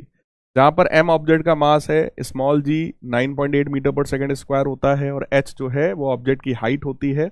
अब देख लो 83% बच्चों ने सही किया है। इसका मतलब ही साफ क्लियर समझ में आ रहा है कि जो 16 से 17% बच्चे हैं वो इधर उधर फालतू की बातचीत में लगे हैं, वो लोग ध्यान से लेक्चर को सुन ही नहीं रहे हैं। मेरे भाई ध्यान से अगर नहीं सुनोगे, आप चैटिंग में इधर उधर लगे रहोगे। देखो किसी भी एक बैच में, जब हम लोग यहां ऑनलाइन पढ़ाते हैं ना, किसी भी एक बैच में हजारों स्टूडेंट्स होते हैं, हजारों, बहुत सारे बच्चे होते हैं, राइट? अब यार हम लोग यहां से अच्छा पढ़ा सकते हैं, आपको चीजें एक नहीं 10 बार सिखा सकते हैं, इसलिए एक्स्ट्रा इफर्ट्स देते हैं कि आपको चीजें और अच्छे से समझ में आए, ठीक है? आपके साथ हंसी मजाक करते हैं, गाना भी कर रहे हैं, शायरी भी कर रहे हैं, कार्टून कैरेक्टर्स भी क्रिएट कर रहे हैं, जस्ट फॉर आपको फील आए, आपको समझ में आए। लेकिन अगर आप ठान के बैठे हो कि नहीं पढ़ा के दिखाओ, पढ़ा के दिखाओ, ऐसे कैसे पढ़ा लोगे हमें, है? ऐसे कैसे पढ़ा लोगे, पढ़ा के दिखाओ। अगर ये ठान के बैठे हो तो भाई हमारी क्या औकात है? हम तो कुछ नहीं कर पाएंगे फिर। अगर ये ठान लिया आपने कि आपको पढ़ना ही नहीं है, सुनना ही नहीं है, जाने दो, हमें क्या मतलब है। अबे mgh अगर तुम गलत कर रहे हो, इसका मतलब आपने सुना ही नहीं ध्यान से, आप सीखना ही नहीं चाहते हो। ये तो स्ट्रेट फॉरवर्ड फॉर्मूला है यार, mgh अभी बताया 100 बार मैंने। भैया जो 16% लोग जो चैट में लगे हो, आपकी वजह से मजबूरन मुझे अगर चैट बंद करना पड़ रहा है तो दिस इज नॉट गुड। बेटा आप सब लोग बड़े हैं, देखो आप सबका इस साल बोर्ड एग्जामिनेशन है, आप सब लोग क्लास 10th में होगो, है ना? आईसीएससी बोर्ड के हो। मैं आपको बताऊं इसी साल के एंड में इसी विक्ट्री बैच से 99%, 99.8%, 99.9% मार्क्स बच्चे लाएंगे। तुम्हारे बीच इसी विक्ट्री बैच से पढ़ने वाले बच्चे इतने इतने मार्क्स लाएंगे, और जब वो 99.8%, 99% जब वो मार्क्स लाएंगे ना भाई साहब, उस दिन तुमको ये रिग्रेट हो रहा होगा कि यार काश साला पढ़ लिया होता, यार सब कुछ तो पढ़ाया गया था। जो तुमको पढ़ा रहे हैं वही उनको भी पढ़ा रहे हैं, जो टॉपर्स हैं वो भी ऐसे ही टॉप करेंगे, यही इतना पढ़ के टॉप करेंगे, इसके बाद कुछ नहीं आएगा तुम्हारे बोर्ड एग्जाम में, यही आएगा जो पढ़ा रहा हूं, ठीक है ना। और इससे ज्यादा डेप्थ आईसीएससी में और कोई पढ़ाएगा भी नहीं तुमको, ये भी मैं बता रहा हूं, क्योंकि मैं क्लास 11, 12 जेई नीट लेवल का टीचर हूं। मुझे क्लास 10th में आप लोगों के साथ इसीलिए रखा गया है कि सर ये आईसीएससी बोर्ड के बच्चे हैं। देखो सीबीएसई बोर्ड वाले बच्चों को वैसे भी उनके केवल 5 चैप्टर होते हैं, उनको थोड़ा मोड़ा पढ़ा दो, हो गया उनका काम, 5 चैप्टर कंप्लीट हो जाता है सीबीएसई में। आईसीएससी में आपके पास ज्यादा चैप्टर्स हैं, हर चैप्टर में दम है, हर चैप्टर डिटेल में है, इसलिए यहां पे टीचर भी दमदार चाहिए था, इसलिए मुझको यहां पे लाया गया है। अगर आप ध्यान से नहीं सुनोगे यार तो फिर बताओ कैसे काम चलेगा। आपको थोड़ा सा मेरे साथ सीरियस होना पड़ेगा मेरे प्यारे बच्चों। बाकी मैं खुद ही आपको यार कोशिश करता हूं कि मैं हंसाऊं, आपको एक चीज और अच्छे से समझाऊं, कई चीज मतलब चीजों को बार बार मैं समझाऊं, मैं खुद कोशिश करता हूं, बट आपको भी यार एफर्ट देना पड़ेगा मेरे भाई। सुनो तो मेरी बात बेटा, एनर्जी क्या है? What is energy? Energy is capacity to use power, capacity to produce power, capacity to do work, या capacity to do work per unit time. What is energy मेरे प्यारे बच्चों? एनर्जी क्या है? What is energy?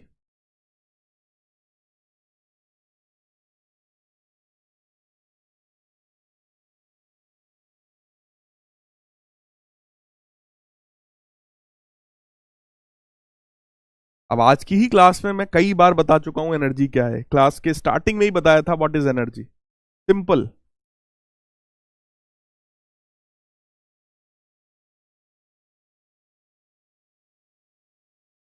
तो energy is capacity to do work, work करने की जो कैपेसिटी है वो एनर्जी होती है। That is very simple. 81% बच्चों ने सही किया है, बाकी बच्चों ने फिर से जो है गलत कर दिया। इतना आसान क्वेश्चन भी देखो आप गलत कर रहे हो, ठीक है। अगला है two basic forms of mechanical energy is. Mechanical energy के 2 बेसिक फॉर्म्स कौन से हैं? जल्दी से बताओ, अब तो सही कर दो यार। मैकेनिकल एनर्जी के 2 बेसिक फॉर्म्स कौन से हैं? पोटेंशियल एनर्जी, काइनेटिक एनर्जी, या फिर साउंड और लाइट, या फिर हीट और टाइडल एनर्जी, या फिर सोलर और विंड एनर्जी।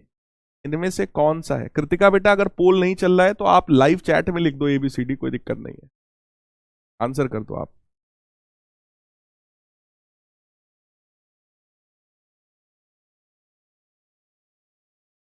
ओ किसका है ये तुमको इंतजार में हूं, देख लो इधर तो एक बार मैं हूं ना, खामोश क्यों हो, जो भी कहना है कहो, दिल चाहे जितना प्यार उतना मांग लो, हो तुमको मिलेगा उतना प्यार मैं हूं ना। तो 93% बच्चे जो है वो सही कर पाए हैं। आद्विक फिर से सबसे आगे हैं, very nice. Mechanical energy 2 form में है यार, काइनेटिक एनर्जी और पोटेंशियल एनर्जी। देखो पोटेंशियल एनर्जी के बारे में मैंने आप सभी को काफी कुछ बता दिया है, अब हम लोग आगे बढ़ रहे हैं काइनेटिक एनर्जी के बारे में। पोटेंशियल एनर्जी के बारे में फिर से तुम्हें रिवाइज करा रहा हूं। पोटेंशियल एनर्जी पोजीशन की वजह से जब होती है तो उसको mgh के बराबर लिखते हैं, और जब वो कॉन्फ़िगरेशन की वजह से होती है तो उसके बहुत सारे फॉर्म्स हो सकते हैं, जिसमें से केवल एक फॉर्मूला आपको बताया है, that is half kx²। Spring की वजह से एनर्जी हाफ kx², बट वो तुम्हारे सिलेबस में नहीं है। तो मोटा मोटा अगर तुम्हारे लिए बात किया जाए तो पोटेंशियल एनर्जी मतलब ग्रेविटेशनल पोटेंशियल एनर्जी, जो कि mgh के बराबर होती है। अर्थ पर देखोगे तो ग्रेविटेशनल पोटेंशियल एनर्जी 0 है, इनफाइनाइट डिस्टेंस पर देखोगे ग्रेविटेशनल पोटेंशियल एनर्जी 0 है, ठीक है। अर्थ से जैसे आप ऊपर की तरफ बढ़ेंगे ग्रेविटेशनल पोटेंशियल एनर्जी बढ़ रही होगी, सीधी सी बात है। इतनी बात आपको बताया गया, सिखाया गया। अब काइनेटिक एनर्जी की बात करते हैं। Sir energy possessed by a body due to its state of motion, object motion में है उसके पास काइनेटिक एनर्जी है, बात खत्म। ये ऑब्जेक्ट है, इस ऑब्जेक्ट का मास m है, अगर इसके पास कुछ स्पीड है v के बराबर तो बेटा इसकी काइनेटिक एनर्जी होती है हाफ mv² के बराबर। काइनेटिक एनर्जी होती है हाफ mv² के बराबर, एग्जाम्पल क्या है, कोई भी फास्ट मूविंग स्टोन जो होता है that has capacity of breaking a window pane, यानी कि वो किसी भी खिड़की को, शीशे को तोड़ सकता है अगर हम एक ईंटा खींच के मार दे, एक पत्थर खींच के मार दे। क्यों? क्योंकि उस पत्थर के पास काइनेटिक एनर्जी है, इसी वजह से वो उस शीशे को तोड़ पाया, कुछ वर्क कर पाया, राइट, क्योंकि एनर्जी है उसके ऊपर, है ना। Similarly a car in motion, कोई भी कार मूव कर रहा हो, moving hands of a clock, यानी घड़ी की जो सुई होती है जो मूव कर रही है, bullet fired from a gun, a rolling ball, an apple falling from a height, that all have kinetic energy। Simple सी बात है, ऑब्जेक्ट हो, ऑब्जेक्ट मोशन में हो, उसके पास स्पीड हो, उसके पास काइनेटिक एनर्जी होती है हाफ mv² के बराबर। Clear sir?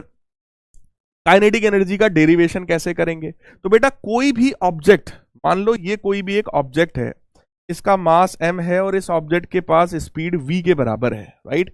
अगर इसके पास काइनेटिक एनर्जी है, काइनेटिक तो छोड़ो, कोई भी एनर्जी अगर इस ऑब्जेक्ट के पास है, इसका मतलब it has capacity to work. अब इसके पास जो एनर्जी है, उस एनर्जी से ये बॉडी आगे बढ़ेगी, और तब तक ये बॉडी आगे बढ़ती रहेगी जब तक इसकी फाइनल वेलोसिटी बोलो 0 ना हो जाए। भाई ऑब्जेक्ट के पास अभी v वेलोसिटी है ना, ये तब तक आगे बढ़ती रहेगी जब तक इसकी फाइनल वेलोसिटी 0 ना हो जाए, यानी जब तक ये ऑब्जेक्ट रेस्ट में ना आ जाए। तो मैं ये करने वाला हूं कि भाई रेस्ट में आने से पहले आखिर इसने कितना डिस्प्लेसमेंट किया, यानी इसने कितना वर्क किया। यानी कि अगर इसके अंदर काइनेटिक एनर्जी है तो ये आगे बढ़ेगा, ये बॉल जो है वो वर्क कर सकता है। अगर मैं ये निकाल लूं कि यार इसने आगे बढ़ने में फाइनली कितना वर्क किया है, अगर मैं ये निकाल लूं तो बेटा इसकी काइनेटिक एनर्जी आ जाएगी। काइनेटिक एनर्जी का फॉर्मूला हाफ mv² होता है, मैं उसको डिराइव करने चल रहा हूं, ठीक है सर। काइनेटिक एनर्जी क्या है? Kinetic energy possessed by a moving body is equal to the amount of work which the body can perform before coming to rest.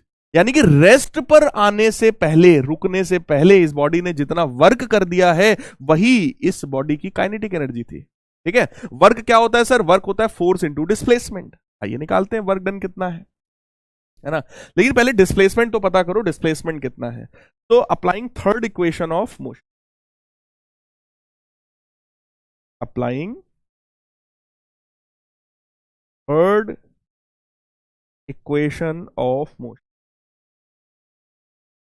Third equation of motion कहता है कि भैया v² जो है वो u² plus 2as के बराबर होता है। फाइनल वेलोसिटी बेटा 0 के बराबर है, इनिशियल वेलोसिटी v के बराबर थी तो मैं उसको v² लिख रहा हूं, राइट। और भाई ऑब्वियस है आगे की तरफ बढ़ रहा होगा तो वो एक हिसाब से देखो तो रिटार्डेशन की तरह यूज हो रहा होगा, माइनस का 2as। तो यहां से बेटा s की वैल्यू मैं निकाल सकता हूं, दैट इज v², है ना, v² डिवाइडेड बाई 2a के बराबर। दिस इज द डिस्प्लेसमेंट, यानी कि ऑब्जेक्ट कितना डिस्प्लेसमेंट कर सकता है। तो फाइनली ऑब्जेक्ट ने v² अपॉन 2a के बराबर डिस्प्लेसमेंट कर दिया, है ना। अब हमें क्या निकालना है कि वर्क डन कितना हुआ। तो बेटा वर्क डन जो है वो फोर्स इंटू डिस्प्लेसमेंट होता है। फोर्स जो है वो m इंटू a के बराबर होगा, डिस्प्लेसमेंट जो है वो v² अपॉन 2a के बराबर होगा। आप देख सकते हैं a से a कैंसिल हो जाएगा। फाइनली वर्क की वैल्यू निकल करके आ गई हाफ mv², यानी रेस्ट में आने से पहले इसने हाफ mv² के बराबर वर्क किया है, और यही वर्क इसमें काइनेटिक एनर्जी के रूप में स्टोर हो गया है। So the value of kinetic energy stored in the object is half mv², half mv²। फटाफट देख लो, एकदम सिंपल सा है यार, है ना, एकदम सिंपल सा है। यहां पर लिखा हुआ है, Suppose a body of mass m is moving with a velocity f. It is brought to rest by applying a constant opposing force f. Object जब आगे की तरफ जा रहा है और फाइनली ऑब्जेक्ट रुकने वाला है, इसका मतलब इसको कहीं ना कहीं अपोज किया जा रहा है, कोई ना कोई इसको पीछे अपोज कर रहा होगा, तभी ये रुका है, ऑब्वियस है ना। तो v² जो है वो u² प्लस 2as के बराबर है। फाइनल वेलोसिटी 0 है बेटा, इनिशियल वेलोसिटी v थी, और रिटार्डेशन की तरह यूज हो रहा होगा, है ना। तो माइनस हो गया 2as, s की वैल्यू v² अपॉन 2a आ गई, और वर्क होता है force into displacement. Force ma के बराबर है, डिस्प्लेसमेंट आप देख सकते हैं v² अपॉन 2a के बराबर है, a कट गया तो वर्क की वैल्यू आई हाफ mv²। यही वर्क ऑब्जेक्ट में काइनेटिक एनर्जी के रूप में स्टोर हो गया है। क्या ये बात सबको समझ में आ गई है? अविरल ने बोला सर y 1/2, अविरल ने कहा सर 1/2 क्यों आया? तो अविरल भाई अब तो तुम्हें बात समझ में आ गई होगी ना, 1/2 कहां से आया, क्यों आया। देखो मैंने तुम्हें डिराइव करके दिखा दिया 1/2 क्यों आया।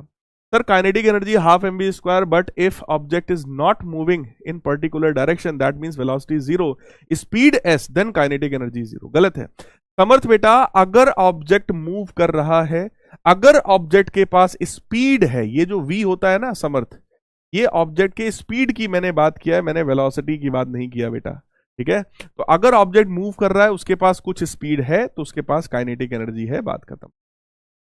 काइनेटिक एनर्जी स्केलर क्वांटिटी है, उसका वेलोसिटी से कोई लेना देना नहीं है, वो स्पीड पर डिपेंडेंट होती है। सर वाई बी स्क्वायर, मतलब इन्होंने बोला, ईशानी ने बोला कि सर ये माइनस क्यों यूज किया गया, ये क्यों यूज किया गया। बेटा एक बात समझो ईशानी, अगर ये बॉल आगे की तरफ जा रही है, कोई ना कोई फोर्स ऐसा रहा होगा जो लगातार पीछे की तरफ लगा हुआ है, जो कि मैंने यहां देखो लिखा भी है आपके लिए, it is brought to rest. भाई अगर इसके पास v वेलोसिटी है, अपने आप तो बॉल रुकेगी नहीं, है ना। न्यूटन का फर्स्ट लॉ क्या कहता है कि अगर इसके पास v वेलोसिटी, अगर ये मोशन में है तो ये हमेशा मोशन में ही रहेगा जब तक कोई एक्सटर्नल फोर्स ना लगे। तो वो एक्सटर्नल फोर्स F के बराबर रहा होगा, F ma के बराबर होता है, और ये पीछे की तरफ रहा होगा कांस्टेंट अपोजिंग फोर्स, पीछे की तरफ लगातार ये अपोज कर रहा है मोशन का। इसी वजह से यहां पे रिटार्डेशन का माइनस लगा है बेटा, -2as, इसी वजह से मैंने लिया है। अब बात आई होप ईशानी तुम्हें समझ में आई होगी। Sir how the body is in retardation, retardation आप लोग आई थिंक समझ गए होंगे। डिग्रेडेशन ऑफ एनर्जी अभी आगे आ जाएगा, आप समझ जाएंगे। Sir can you derive mgh, शिविका बेटा मैं तो डिराइव कर सकता हूं, बट आप समझ नहीं पाओगे। मैं तो कर दूंगा, क्लास 11th का कंसेप्ट है, 11th में हम लोग कराते ही हैं mgh डेरिवेशन, बट आपके लिए थोड़ा ज्यादा कठिन हो जाएगा। बट उस डेरिवेशन तक तुम शिविका पहुंच पाओ, इसीलिए मैंने पीछे एक स्लाइड पर, अगर आप लोगों ने ध्यान दिया हो तो मैंने एक एक्स्ट्रा चीज आपको पढ़ाई है, जो आपको आपकी किसी किताब में नहीं मिलेगी। वो टॉपिक ये रहा, ये आपको किसी बुक में आपकी नहीं मिलेगा, आपके 10th के लेवल से ऊपर की चीज है, बट फिर भी मैंने आपको बताया, ताकि मैं आपको कभी कोई चीज ना एकदम से रटाने की कोशिश नहीं करता कि इसको एकदम से रट लो। मैं हमेशा कोशिश करता हूं कि तुमको थोड़ा सा हिंट दे दूं कि क्या है, ताकि जब तुम 11th में आओ तो तुम इसके थोड़ा सा एक स्टेप आगे और बढ़ा देंगे, तुम्हारा डेरिवेशन हो जाएगा, बात खत्म, है ना। ताकि तुम्हें पूरा कंसेप्ट पता हो, इसलिए मैं एकदम से रटाने पर कोशिश नहीं करता आपको कभी भी, हर चीज का लॉजिक तुम्हें बताता हूं। हाँ और देख लें क्या है भैया डाउट। सर इस केस में तो cos थीटा की वैल्यू 90 है, तो इसमें वर्क डन 0 क्यों नहीं। नैन्सी ने कुछ पूछा है, देखते हैं भैया क्या पूछ रही है। हाँ नैन्सी ने कहा इसमें सर थीटा 90, कहाँ 90 है बेटा। देखो अगर ये ऑब्जेक्ट है तो इस ऑब्जेक्ट पर mg फोर्स जो अर्थ लगा रही होगी वो नीचे की तरफ लग रहा होगा, बट अगर मैं इस ऑब्जेक्ट को ऊपर की तरफ ले जा रहा हूं तो मैं इतना ही फोर्स बोलो ऊपर की तरफ लगाऊंगा, और ये फोर्स mg के बराबर रहा होगा। भाई जितना इसका वेट है, अगर हम ऑब्जेक्ट को उठाना चाहते हैं तो हमें उतना ही फोर्स ऊपर लगाना पड़ेगा, तभी उठा पाएंगे, नहीं तो उठेगा ही नहीं है ना। तो अगर मैं कहूं कि भाई इस फोर्स की वजह से कितना वर्क हुआ, तो आप क्या बोलोगे, आप बोलोगे सर फोर्स है mg के बराबर, डिस्प्लेसमेंट h के बराबर, और दोनों के बीच का एंगल कितना है, 0 के बराबर, क्योंकि ऑब्जेक्ट को ऊपर लेकर मैं आ रहा हूं और डिस्प्लेसमेंट भी ऊपर है ना। ये जो मैंने वर्क निकाला है ना, ये वर्क इस फोर्स की वजह से, इसमें लिख लो यहां पर तुम, work done on body due to force F, F force की वजह से। अगर मैं आपसे कहता, मैं पहले करवा भी तुम्हें चुका हूं, कि अगर मैं वर्क डन बाई ग्रेविटी तुमसे पूछता, भाई ग्रेविटी की वजह से वर्क कितना है, तो तुम लोग आंसर देते -mgh।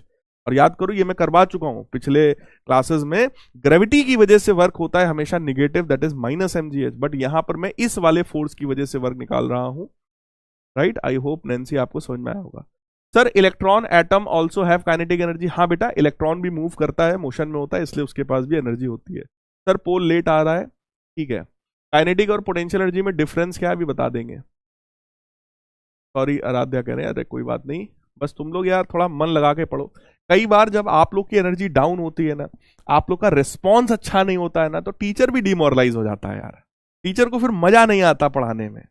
और मैं हमेशा चाहता हूं कि वो एनर्जी, वो मजा हमेशा बना रहे, और वो आपके ऊपर डिपेंड करता है। आप मस्ती से अगर पढ़ोगे तो मैं डबल मस्ती से पढ़ाऊंगा, ठीक है, लेकिन आपको यार सपोर्ट तो करना पड़ेगा मेरा, है ना, तभी मजा आएगा। आप लोग खैर बहुत प्यार करते हो, बहुत सपोर्ट करते हो, रिस्पेक्ट भी बहुत करते हो, मैं मानता हूं इस बात को, बट बच्चे हो, कभी कभी आप लोग जो है इतना ज्यादा डिस्टर्बेंस क्रिएट कर देते हैं चैट वैट में, कि फिर ये लगता है यार ब्लॉक ही कर दो, चैट बंद ही कर दो तो अच्छा है, अदरवाइज मैं बंद ना करता आपका चैट। देखो यार काइनेटिक एनर्जी मेरे प्यारे बच्चों क्या होता है, बहुत सिंपल है भैया। काइनेटिक एनर्जी का फॉर्मूला हाफ mv स्क्वायर के बराबर है ना, और किसी भी ऑब्जेक्ट का जो मोमेंटम होता है उसको P से डिनोट करते हैं, that is equal to the product of mass and velocity. ठीक है, मोमेंटम जो है वो मास और वेलोसिटी का प्रोडक्ट होता है। मोमेंटम वेक्टर क्वांटिटी है जबकि काइनेटिक एनर्जी स्केलर क्वांटिटी है, इस बात को ध्यान रखना। मोमेंटम का डायरेक्शन वही होता है जो वेलोसिटी का डायरेक्शन होता है। ठीक है, अब यार ये जो इक्वेशन आपको फर्स्ट इक्वेशन दिख रही फ्रॉम इक्वेशन 1, अगर मैं यहां लिखूं कि काइनेटिक एनर्जी जो है दैट इज हाफ mv², अगर मैं इसमें मास का मल्टीप्लाई और मास का डिवाइड कर दूं, m का मल्टीप्लाई और m का डिवाइड कर दूं, तो आई थिंक तुमको दिक्कत नहीं होनी चाहिए। तो ये देखो जरा क्या बन जाएगा, this will become m² v² divided by 2m के बराबर, right. This will become mv का whole square divided by 2m के बराबर, बट mv किसके बराबर होता है, p के बराबर होता है, सो that will become p² upon 2m। मेरे प्यारे बच्चों, काइनेटिक एनर्जी का फॉर्मूला हो गया p² upon 2m। Kinetic energy का फॉर्मूला हो गया p² अपॉन 2m, राइट। देखो काइनेटिक एनर्जी हाफ mv² होता है, मास का मल्टीप्लाई मास का डिवाइड कर देंगे तो कोई दिक्कत नहीं होनी चाहिए आपको। m का मल्टीप्लाई ऊपर होगा तो ये m² v² बनेगा और 2m नीचे पड़ा ही हुआ है, ये रखा है। mv का whole square upon 2m, mv को मोमेंटम लिख सकते हैं, so that will become p² upon 2m के बराबर। मेरे प्यारे बच्चों, काइनेटिक एनर्जी का फॉर्मूला आ गया कितना, p² अपॉन 2m के बराबर। यहां से आप मोमेंटम को भी लिख सकते हो यार, मोमेंटम जो है वो √2m काइनेटिक एनर्जी बन जाएगा। मोमेंटम जो है वो √2m काइनेटिक एनर्जी के बराबर होता है। यानी अगर मोमेंटम पता है तो बेटा काइनेटिक एनर्जी निकाल सकते हैं, काइनेटिक एनर्जी पता है तो हम मोमेंटम निकाल सकते हैं। ये दोनों फॉर्मूले आपको आने चाहिए। अब बताइए सर वर्क एनर्जी थ्योरम क्या होता है। This is one of the very very important theorem for IIT JEE exam, for NEET exam, for class 11। This is very important. Class 10th में भी ऑब्वियस इंपॉर्टेंट है, जब सीनियर क्लासेस में इतना important है तो 10th में भी इंपॉर्टेंट होगा ही होगा, क्यों नहीं होगा। इस पर तुमसे क्वेश्चन पूछा जा सकता है तुम्हारे बोर्ड एग्जामिनेशन में, है ना। सर वर्क एनर्जी थ्योरम क्या है। देखो तुम्हारे लेवल पे अभी बहुत टफ नहीं है, बहुत सिंपल सी चीज है। क्या है मैं आपको बता रहा हूं, एकदम सिंपल भाषा में बता रहा हूं। Work done by all type of forces, किसी भी ऑब्जेक्ट पर बेटा जितने भी फोर्सेस लगे हों उन सभी फोर्सेस की वजह से किया हुआ जो वर्क होता है W, that is equal to change in kinetic energy, यानी final kinetic energy minus initial kinetic energy, that is known as work energy theorem. Simple. Sir work energy theorem क्या है कि भाई work done by all type of forces is equal to change in kinetic energy, यानी object पर अगर कुछ work हो रहा है फोर्सेस की वजह से तो उसकी काइनेटिक एनर्जी में चेंज होगा ही होगा। पढ़ो जरा क्या लिखा हुआ है। When a force is applied in the direction of motion of body, यानी कोई बॉडी मान लो इधर की तरफ जा रही थी v वेलोसिटी से, और मैं फोर्स भी इधर की ही तरफ अगर लगा दूं, सेम डायरेक्शन में लगा दूं, तो ये क्या करेगा, it will accelerate the motion of the object. भाई जिस डायरेक्शन में ऑब्जेक्ट जा रहा है उसी पे फोर्स लगा दोगे तो ऑब्जेक्ट एक्सेलरेट होगा, उसकी वेलोसिटी बढ़ रही होगी। एंड इंक्रीजेस, अगर वेलोसिटी या स्पीड बढ़ रही है तो काइनेटिक एनर्जी भी बढ़ रही होगी। यानी कि फोर्स को लगाकर हमने ऑब्जेक्ट की काइनेटिक एनर्जी में इंक्रीज कर दिया, इंक्रीमेंट कर दिया। This increase in the kinetic energy is equal to work done by the force on the body. यही जो इंक्रीज इन काइनेटिक एनर्जी है वो वर्क के बराबर होती है, इसी को हम वर्क एनर्जी थ्योरम कहते हैं। तो work done by the force applied in the direction of speed of the object is equal to change in kinetic energy of the. Simple कह सकते हो वर्क जो है वो चेंज इन काइनेटिक एनर्जी के बराबर मेरे प्यारे बच्चों होता है। फटाफट जरा 100 का सिंबल आप सबके पास है, फटाफट बना के बता दो यार, फटाफट बता दो। लक्षिता ने कहा सर वर्क एनर्जी थ्योरम हमारे इस बार के सिलेबस में नहीं है। नहीं है तो अच्छी बात है ना। देखो मैं तो इसलिए इस तरह से पढ़ाता हूं कि अगर आ भी जाए तो कोई दिक्कत ना होनी चाहिए।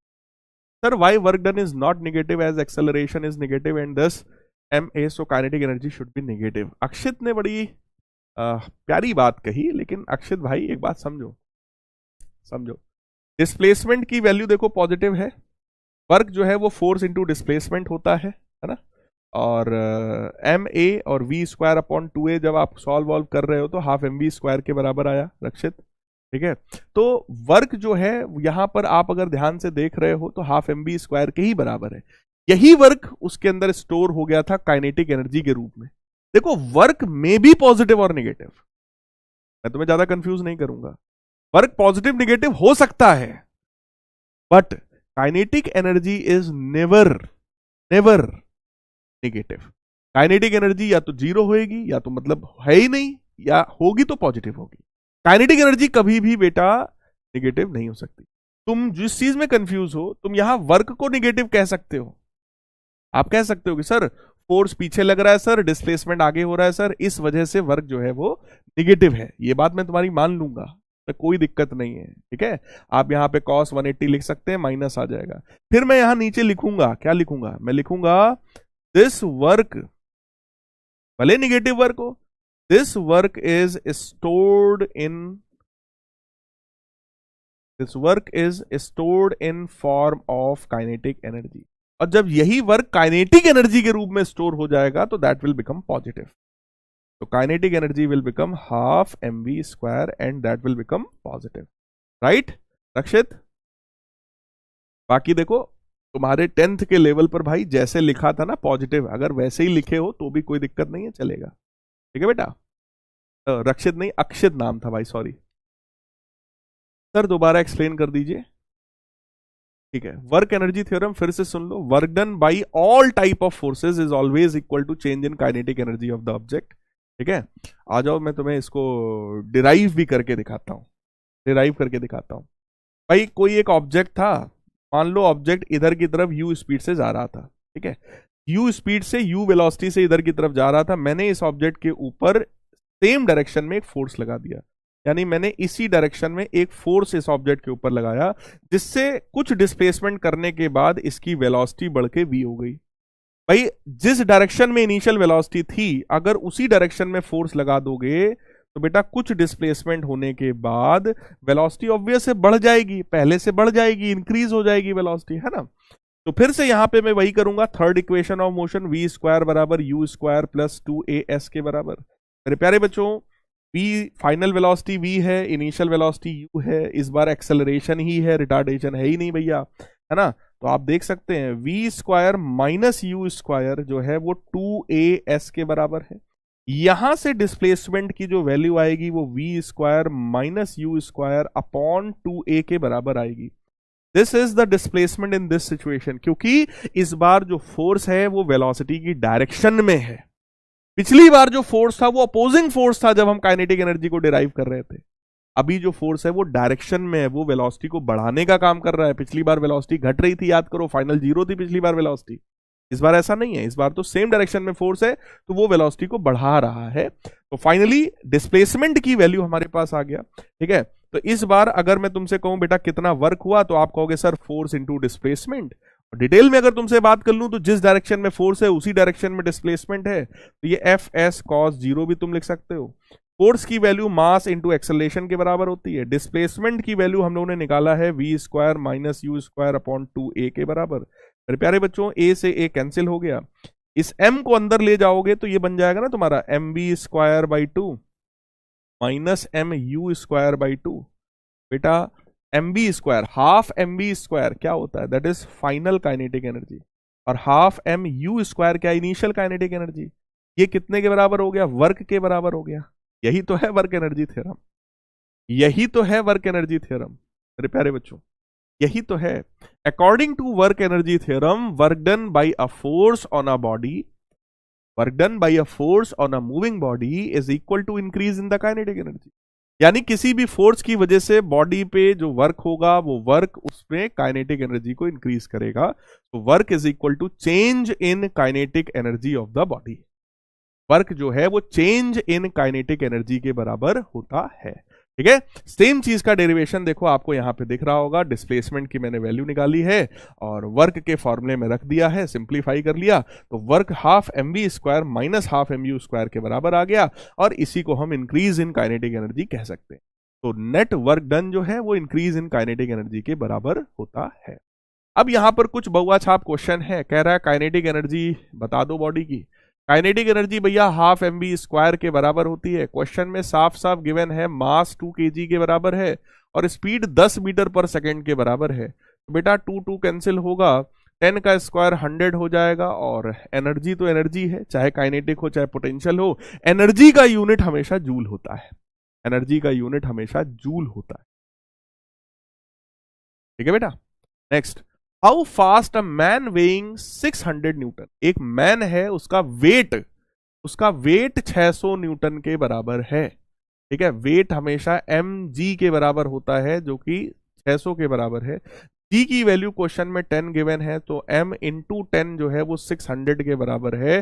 बेटा ऑब्जेक्ट का जो मास है वो 600 बाई 10 यानी कि 60 kg के बराबर हो गया। राइट, ऑब्जेक्ट का मास आ गया। कह रहे हैं कि हाउ फास्ट, उसको कितना फास्ट दौड़ना चाहिए, यानी ऑब्जेक्ट की स्पीड कितनी होनी चाहिए, so that kinetic energy is this. Kinetic energy की वैल्यू 750 जूल हमें दे रहा है, और ऑब्जेक्ट का मास हमने निकाल लिया वेट के फॉर्मूले से, है ना। अब हमसे कह रहा है काइनेटिक एनर्जी, तो भैया kinetic energy half m into v square होता है, हाफ m वी स्क्वायर, ये 750 के बराबर है। वैल्यूज और रख देते हैं, तो हाफ मास की वैल्यू है 60 के बराबर, v square that is equal to 750। बेटा वी स्क्वायर की जो वैल्यू है, देखो एक जीरो से एक जीरो कटेगा, ये वैल्यू बनेगी 75। देखो ये इसको काटेगा 3 आएगा, ये 3 इधर डिवाइड में जाएगा, 75 बटे 3 कितना आएगा, 25 के बराबर। तो v की वैल्यू अंडर रूट 25 जो है वो 5 के बराबर होता है। तो उसकी स्पीड बेटा 5 मीटर पर सेकंड निकल कर आ जाएगी, 5 मीटर पर सेकंड निकल कर आ जाएगी फटाफट। देख लो, कह रहा how fast should a man weighing 600 Newton run so that kinetic energy is 750 joule. कितना फास्ट वो दौड़े कि उसकी काइनेटिक एनर्जी 750 जूल हो जाए। तो भैया kinetic energy half mv square होता है, अगर मास मिल जाता काम चल जाता। मास कैसे मिलेगा, ऑब्जेक्ट के वेट से। ऑब्जेक्ट का वेट mg के बराबर होता है बेटा, यहां से g की वैल्यू 10 रखो, आपको मास मिल जाएगा। मास पता चल गया, मास की वैल्यू उठा के रखा हाफ mv स्क्वायर में, हमको स्पीड मिल गई खट से, आंसर। नेक्स्ट, कह रहे how is the kinetic energy of a moving cart affected if its mass is doubled. अगर मास को डबल कर दिया जाए तो पहला ऑप्शन है काइनेटिक एनर्जी डबल हो जाएगी, दूसरा ऑप्शन है काइनेटिक एनर्जी हाफ हो जाएगी, तीसरा ऑप्शन है 4 टाइम्स हो जाएगी, या फिर चौथा ऑप्शन है 1/4 टाइम्स हो जाएगी। चलो आपको बताना है how is kinetic energy of a moving cart affected if its mass is doubled. अगर मास को डबल कर दिया जाए तो उसकी काइनेटिक एनर्जी पर क्या प्रभाव पड़ता है, यह आपको बताना है। पहला पार्ट क्वेश्चन का फर्स्ट पार्ट आपको केवल बताना है, सेकंड पार्ट नहीं पूछ रहा हूं मैं आपसे, केवल फर्स्ट पूछ रहा हूं। अगर मास को डबल कर दिया जाए तो काइनेटिक एनर्जी का क्या होगा।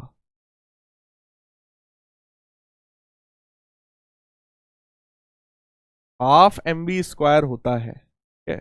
मास को अगर मैं डबल कर दूं, m डैश मान लो फिर, है ना, that will become half into 2m, mass double हो गया भैया, इंटू कैंसिल हो जाएगा, that will become mv square, ठीक है, k डैश, यानी फाइनल जो काइनेटिक एनर्जी है that is double of initial kinetic energy. यही मैं आपसे पूछ रहा था, काइनेटिक एनर्जी का क्या होगा, दैट विल बिकम, फटाफट बताओ, दैट विल बिकम, अगर क्लियर है तो 100 वाला सिंबल बना दो सब लोग, दैट विल बी डबल्ड, है ना, डबल हो जाएगा। मास को डबल करोगे यार, काइनेटिक एनर्जी अपने आप डबल हो जाएगा, इसमें कोई दिक्कत आपको नहीं होनी चाहिए। 61% बच्चों ने बिल्कुल सही जवाब दिया है ना। जैसे ही मास डबल करोगे काइनेटिक एनर्जी डबल हो जाएगा। इनिशियल काइनेटिक एनर्जी अगर मैं लिखूं that was half mv square, initial kinetic energy half mv square, final kinetic energy k dash मान लो, हाफ तो सेम ही रहता है, मास भाई चेंज किया तो मैंने m डैश मान लिया, स्पीड सेम है। मास डबल हो गया तो 2m हो गया, 2 कट गया, mv स्क्वायर जो है वो डबल ऑफ k है, दैट इज 2k, यानी डबल हो गया। अब सेकेंड पार्ट में हमसे क्या कह रहे हैं, कह रहे हैं its velocity is reduce to 1/3 of its initial value. Velocity जो है वो कह रहे हैं कि 1/3 कर दिया हमने। अब काइनेटिक एनर्जी का क्या होगा, अब तुम्हें बताना है क्या होगा, चलो आंसर करो, आंसर करो। अगर वेलोसिटी को 1/3 कर दिया जाएगा तो काइनेटिक एनर्जी का क्या होगा, फटाफट। अगर काइनेटिक एनर्जी को 1/3 कर दिया, सॉरी वेलोसिटी को हाफ एम वी स्क्वायर होता है। के डैश मास में कोई चेंज नहीं किया बेटा, स्पीड को चेंज किया है, वेलोसिटी को 1/3 कर दिया, v/3, that will become K half M, that is 1/9 of initial kinetic energy. Mass को डबल करोगे काइनेटिक एनर्जी डबल हो जाएगा, वेलोसिटी को 1/3 करोगे काइनेटिक एनर्जी 1/9 टाइम्स हो जाएगा, will become 1/9 times, 1/9 times, right, 1/9 times. 67% बच्चों ने सही किया है, फरहान ने सबसे फास्ट इसको सॉल्व किया। बहुत सिंपल सा क्वेश्चन है यार, कह रहा था मास डबल करेंगे काइनेटिक एनर्जी का क्या होगा, वेलोसिटी को 1/3 कर देंगे तो क्या होगा, है ना, मतलब इस तरह के एकदम सिंपल क्वेश्चन। अब forms of kinetic energy, kinetic energy के डिफरेंट डिफरेंट फॉर्म्स। तो काइनेटिक एनर्जी ट्रांसलेशनल हो सकती है, रोटेशनल हो सकती है, वाइब्रेशनल भी हो सकती है। काइनेटिक एनर्जी के 3 तरीके के फॉर्म होते हैं। जैसे पोटेंशियल एनर्जी के हम लोग ने 2 फॉर्म पढ़े थे, कौन कौन से 2 पढ़े थे भैया, ग्रेविटेशनल पोटेंशियल एनर्जी और इलास्टिक पोटेंशियल एनर्जी। बिल्कुल उसी तरीके से काइनेटिक एनर्जी के 3 फॉर्म है, ट्रांसलेशनल, रोटेशनल और वाइब्रेशनल।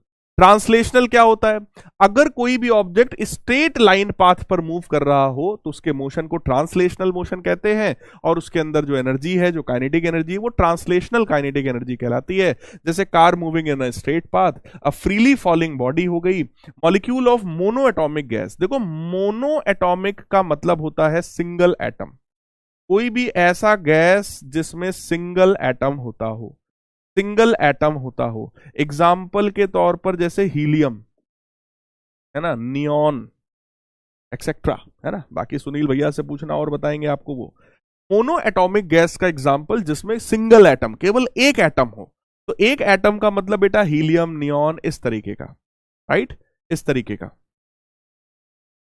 क्लास बस एंड होने वाली है, इसको पढ़ा लेने दो भाई।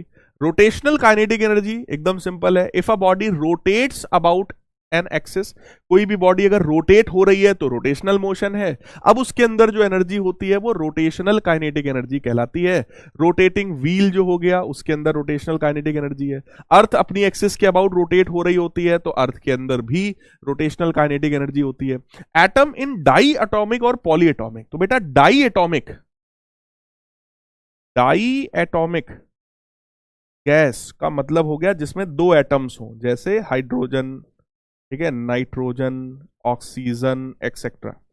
जिसमें एक हो उसको मोनो एटॉमिक बोलते हैं, जिसमें 2 एटम्स हो उसको डाई एटॉमिक। और पॉली एटॉमिक अगर गैसेस की बात किया जाए, मॉलिक्यूल्स की बात किया जाए, है ना, तो वो जैसे आपका CO2 हो गया, कार्बन डाइऑक्साइड, जैसे अमोनिया हो गया, NH3, है ना, एक्सेट्रा, इस तरह के जिसमें 2 से ज्यादा एटम्स हो। यहां पर देखो 2 ऑक्सीजन है, 1 कार्बन है, तो 3 एटम हो गए। 1 नाइट्रोजन है, 3 हाइड्रोजन है, कितने हो गए, 4 एटम्स हो गए। तो जिसमें 2 से ज्यादा एटम्स होंगे उनको हम लोग पॉली एटॉमिक बोलेंगे, जिसमें 2 होंगे उनको डाई एटॉमिक बोलेंगे, जिसमें 1 होगा हीलियम, नियॉन, इस तरीके का, उसको हम लोग क्या बोलेंगे, तो हम लोग मोनो एटॉमिक का नाम देंगे। सिंपल सी चीज है ना। तो कोई भी डाई एटॉमिक या पॉली एटॉमिक गैस के जो एटम्स होते हैं, they also rotate about fixed axis in addition to translational motion. यानी कोई भी डाई एटॉमिक या पॉली एटॉमिक अगर गैस है, उसके जो एटम्स हैं उनके पास ट्रांसलेशनल एनर्जी के साथ साथ रोटेशनल एनर्जी भी होती है।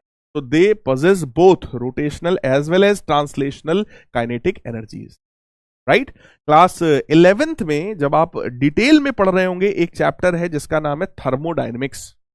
क्लास 11th में डिटेल्ड एक चैप्टर है थर्मोडायनेमिक्स, उसमें एक कंसेप्ट आपको पढ़ाएंगे डिग्री ऑफ फ्रीडम। तो जब डिग्री ऑफ फ्रीडम की बात करेंगे तो वहां पर यही चीजों की बात आपसे एक बार फिर से मैं करूंगा, डिटेल में बात करूंगा, ठीक है, कि डिग्री ऑफ फ्रीडम क्या है, डिग्री ऑफ फ्रीडम में डाई एटॉमिक की कितनी है, पॉली एटॉमिक की कितनी है। लेकिन अभी क्लास 10th में उसका कोई मतलब नहीं, अभी आपको सिंपल सिंपल चीजें अपने दिमाग में रखना है।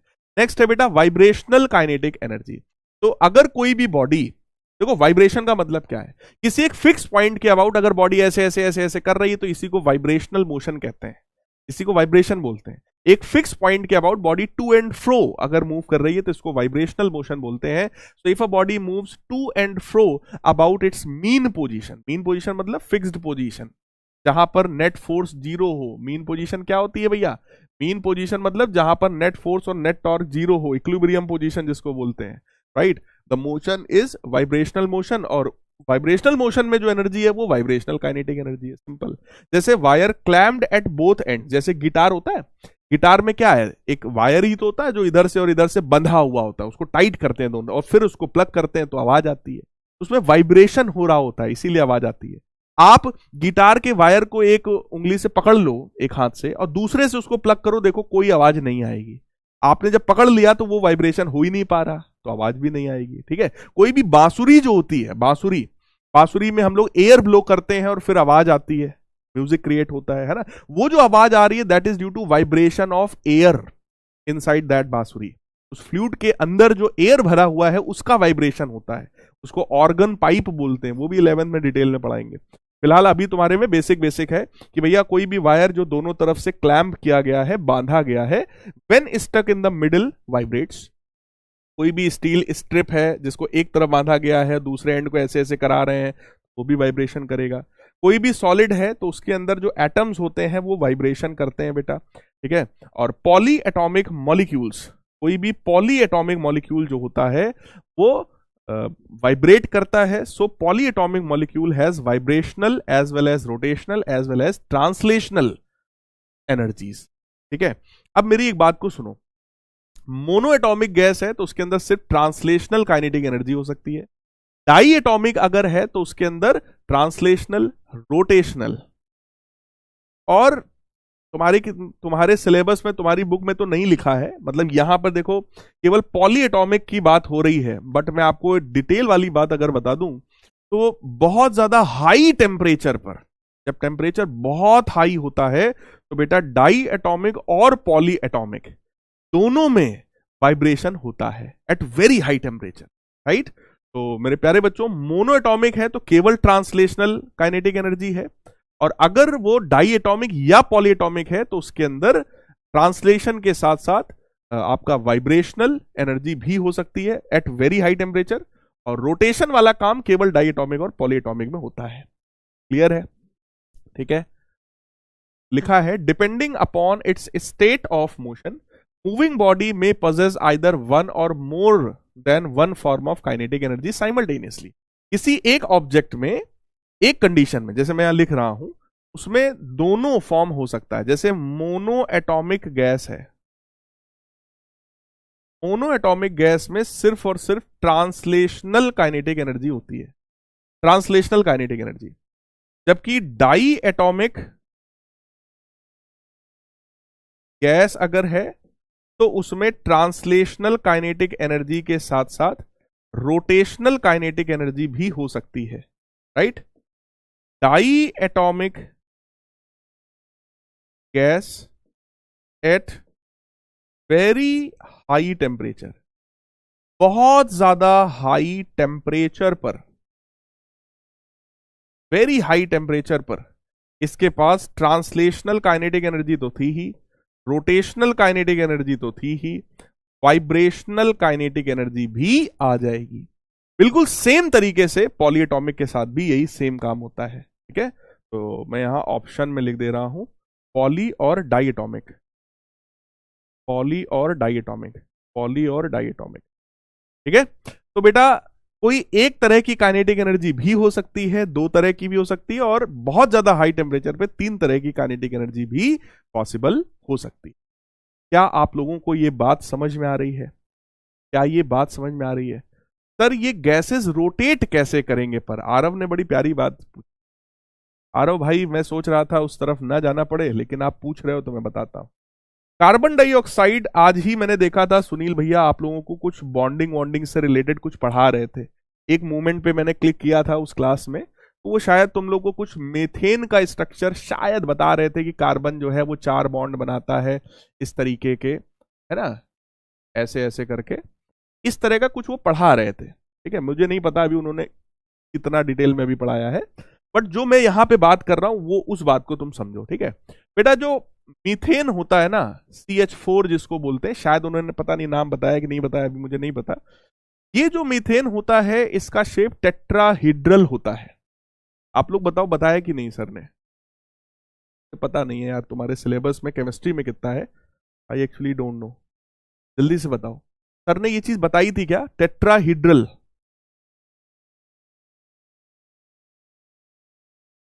आ गया, हाँ आरव भाई फटाफट बताओ बेटा, टेट्राहीड्रल सर ने बताया था क्या? हाँ बताया है, very nice very nice very nice.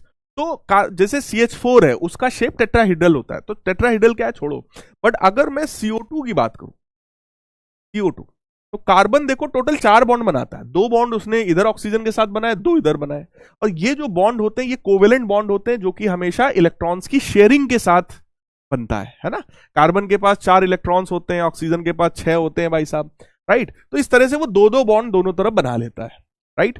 अब मेरे प्यारे बच्चों इस चीज को जरा ध्यान से सब लोग समझना, ये जो स्ट्रक्चर होता है ना बेटा, ये लीनियर स्ट्रक्चर होता है, मतलब स्ट्रेट लाइन में ये स्ट्रक्चर है, लीनियर स्ट्रक्चर है, राइट।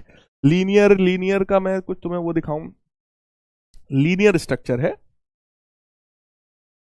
जैसे इसी को मान लो यार, ये पेन ले लो, चलो ये पेन ले लो, मान लो यहां बीच में एकदम सेंटर पे, यहां बीच में मान लो इस जगह पर सेंटर पे कौन है, कार्बन है, ऐसे सेंटर पर कार्बन है, इधर ऑक्सीजन है, इधर भी ऑक्सीजन है, राइट।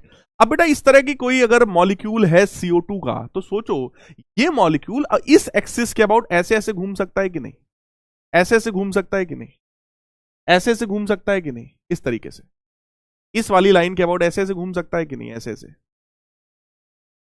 ओहो घूम सकता है ना भाई, घूम सकता है ना, यस, राइट। तो वो इसके अबाउट ऐसे ऐसे घूम सकता है, ऐसे ऐसे ऐसे ऐसे ऐसे ऐसे ऐसे ऐसे घूम सकता है, राइट। और बिल्कुल इसी तरीके से वो ऐसे बाहर को भी ऐसे भी घुमा सकता है, बाहर की तरफ, राइट। तो कहने का मतलब ये घूम सकता है, it has possibility of rotation. जैसे ही अगर मैं आपको मान लो NH3 की बात करूं, अब NH3 के शेप में यार घुसने से शायद फायदा नहीं है अभी, वो भी टेट्राहीड्रल शेप होता है, उसमें लोन पेयर इलेक्ट्रॉन्स होते हैं, थोड़ी मोड़ी केमिस्ट्री अपने को भी आती है ना। तो नाइट्रोजन है, हाइड्रोजन के ऐसे 3 होते हैं, इधर लोन पेयर होता है, तो ये नाइट्रोजन भी सोचो इस एक्सिस के अबाउट ऐसे ऐसे ये हाइड्रोजन घूम सकते हैं बेटा, ठीक है। ये मतलब एक रफ आइडिया मैंने तुमको दे दिया है, ठीक है भाई। तो F बराबर mg, so why we have taken F is equal to ma। बेटा F is equal to mg जो होता है that is the force of gravity. अगर इस फोर्स की बात करेगा तब F mg के बराबर है, लेकिन F हमेशा थोड़ी ना mg होता है। अगर कोई फोर्स ऐसे पीछे की तरफ लग रहा है तो ऑब्वियस है ना, ये वाला फोर्स तो ma के बराबर रहा होगा, फोर्स ma के बराबर होता है, न्यूटन साहब का दूसरा नियम तो यही कहता है, ठीक है। एक कह रहे हैं सर पोटेंशियल मोशन भी होता है क्या? नहीं होता भाई, पोटेंशियल मोशन जैसा कुछ नहीं होता है, राइट। अरे नहीं यार, सुनील मेरा छोटा भाई है यार, तुम कैसी बात कर रहे हो यार तुम लोग, है फालतू बातें नहीं करनी चाहिए भाई। देखो पोटेंशियल एनर्जी और काइनेटिक एनर्जी में डिफरेंस आप में से एक बच्चा पूछ भी रहा था, तो ये मैं आपको होमवर्क में दे रहा हूं, इसको आप लोग पढ़ेंगे भी और इसको आप लोग कॉपी पर नोट भी करेंगे। सिंपल से पॉइंट्स है, पढ़ लेना, समझ में आएगा। अब देखो यहां पर कुछ क्वेश्चंस हैं, है ना, कुछ क्वेश्चंस हैं, आप लोग भी आंसर करते जाना, मैं भी आंसर कर रहा हूं, मैं भी सॉल्व करके तुम्हारे सामने लिख रहा हूं। A body of mass 5 kg is taken from a height 5 metre to 10 metre. एक बॉडी है जो कि 5 kg की है, ठीक है, वो बॉडी को 5 मीटर से 10 मीटर की हाइट तक उठाया गया। बॉडी समझ लो पहले ग्राउंड है, बॉडी यहां थी, उसको यहां से यहां पहुंचाया गया, ये 5 मीटर है, वो 10 metre. Find increase in potential energy. तो इंक्रीज इन पोटेंशियल एनर्जी का मतलब क्या हुआ, final energy minus initial energy. Final energy कितनी है, mgh final minus mgh initial, तो ये बन जाएगा mg ब्रैकेट में final height minus initial height. मेरे प्यारे बच्चों मास की वैल्यू कितनी है 5 kg, g की वैल्यू को 10 ले लेते हैं, और हाइट कितना था, फाइनल है 10 मीटर, इनिशियल था 5 मीटर, तो 10 में से 5 घटा देंगे। 5 इंटू 10 इंटू 5, 25 गुणे 10 यानी कि 250 जूल। ये हो गया बेटा इंक्रीज, है ना, क्या बात है। Next, body of mass 1 kg falls from a height of 5 metre, how much energy does it possess at that instant. कितनी एनर्जी उसके पास थी अगर वो किसी एक हाइट से गिरा है, तो कितनी एनर्जी थी, mgh के बराबर। मास है 1 kg, जी की वैल्यू बेटा 9.8 है, हाइट 5 मीटर गिवन है, तो ये हमारा 49 जूल आ जाएगा। 49 जूल आ जाएगा, बोलो 49 जूल आ जाएगा मेरे प्यारे बच्चों, है ना, 49 जूल आ जाएगा, सिंपल एकदम, mgh के बराबर। अब यहां पर एक क्वेश्चन है, इस क्वेश्चन में कुछ 2 पार्ट्स हैं। पहले वाले पार्ट का पहला वाला क्वेश्चन हम करेंगे। कह रहे हैं एक ब्लॉक है जिसका मास है 30 kg के बराबर, it is pulled up a slope as shown in this figure. इसको इस तरीके से ऊपर की तरफ चढ़ाया गया है with a constant speed by applying a force of 200 Newton. 200 Newton का बेटा एक फोर्स लगाकर इसको ऊपर की तरफ ले जा रहे हैं। ये 200 न्यूटन का फोर्स है जो कि लगातार ऐसे लग रहा है, इसको हम ऊपर ले जा रहे हैं, 3 मीटर ऊपर ले गए हम। हमसे कह रहा है work done by the force in moving the block. Work कितना है भैया, वर्क होता है force into displacement into cos theta. बेटा फोर्स की वैल्यू क्वेश्चन में दे रहा है 200 न्यूटन, डिस्प्लेसमेंट की वैल्यू है 3 मीटर के बराबर, और क्योंकि फोर्स और डिस्प्लेसमेंट दोनों के बीच का एंगल 0 है, तो आंसर हमारा कितना आ गया, 600 जूल के बराबर। कितना आ गया, 600 जूल के बराबर। हाँ 600 जूल के बराबर। सेकेंड पार्ट देखो, potential energy gained by the block. आपको पोटेंशियल एनर्जी बतानी है मेरे प्यारे बच्चों। पोटेंशियल एनर्जी कितनी होगी, पोटेंशियल एनर्जी किसकी वजह से होती है, due to position, due to height. तो mgh, ऑब्जेक्ट का मास कितना था 30 kg, जी की वैल्यू क्वेश्चन में कितनी दे रहा है 10 के बराबर। ऑब्जेक्ट की हाइट कितनी है, फटाफट बता दो, हाइट कितनी, what is the height of the object, बताओ जल्दी जल्दी बताओ, what is height of the object, बता दो, what is the height of the object. Object कितनी हाइट पर है, 3 मीटर या 1.5 मीटर, व्हाट इज हाइट, बताओ बताओ बताओ जल्दी बताओ, व्हाट इज हाइट। शिवम ने सबसे पहले बताया 1.5, दिस इज हाइट, है ना। तो बेटा ये 300 इंटू 1.5 यानी कि 450 जूल, 450 जूल। अब सेकंड वाले पार्ट में कह रहा है account for the difference in the answers in the part 1 and 2। कह रहा है कि यार वर्क आपने किया 600 जूल के बराबर और 450 जूल की पोटेंशियल एनर्जी है, तो बचा हुआ कहां गया बेटा, बचा हुआ जो रिमेनिंग एनर्जी था, भाई अभी तक तो हम लोगों ने यही पढ़ा ना कि हम जितना वर्क करते हैं वो एनर्जी के रूप में स्टोर हो जाता है। तो रिमेनिंग एनर्जी कितनी बची यार, 600 में से अगर 450 हम घटा देंगे तो रिमेनिंग एनर्जी बची 150 जूल के बराबर। ये 150 जूल की जो एनर्जी है वो फ्रिक्शन में लॉस हो गई। ये कहां गई, that is lost against friction. ये फ्रिक्शन की वजह से लॉस हो गई। जब ऑब्जेक्ट ऊपर की तरफ जा रहा होगा तो फ्रिक्शन लगातार नीचे की तरफ लग रहा होगा। फ्रिक्शन हमेशा मोशन का जनरली अपोज करता है, यहां पर फिलहाल फ्रिक्शन अपोज कर रहा है, इसलिए उसने एनर्जी का लॉस कराया। कितना एनर्जी का लॉस करा दिया, 150 जूल के बराबर, 150 जूल के बराबर। Yes, that is spent against friction. अब कह रहे हैं in a dam waterfall at a rate of 1000 kilogram per second from a height of 100 metre, calculate initial potential energy of the water.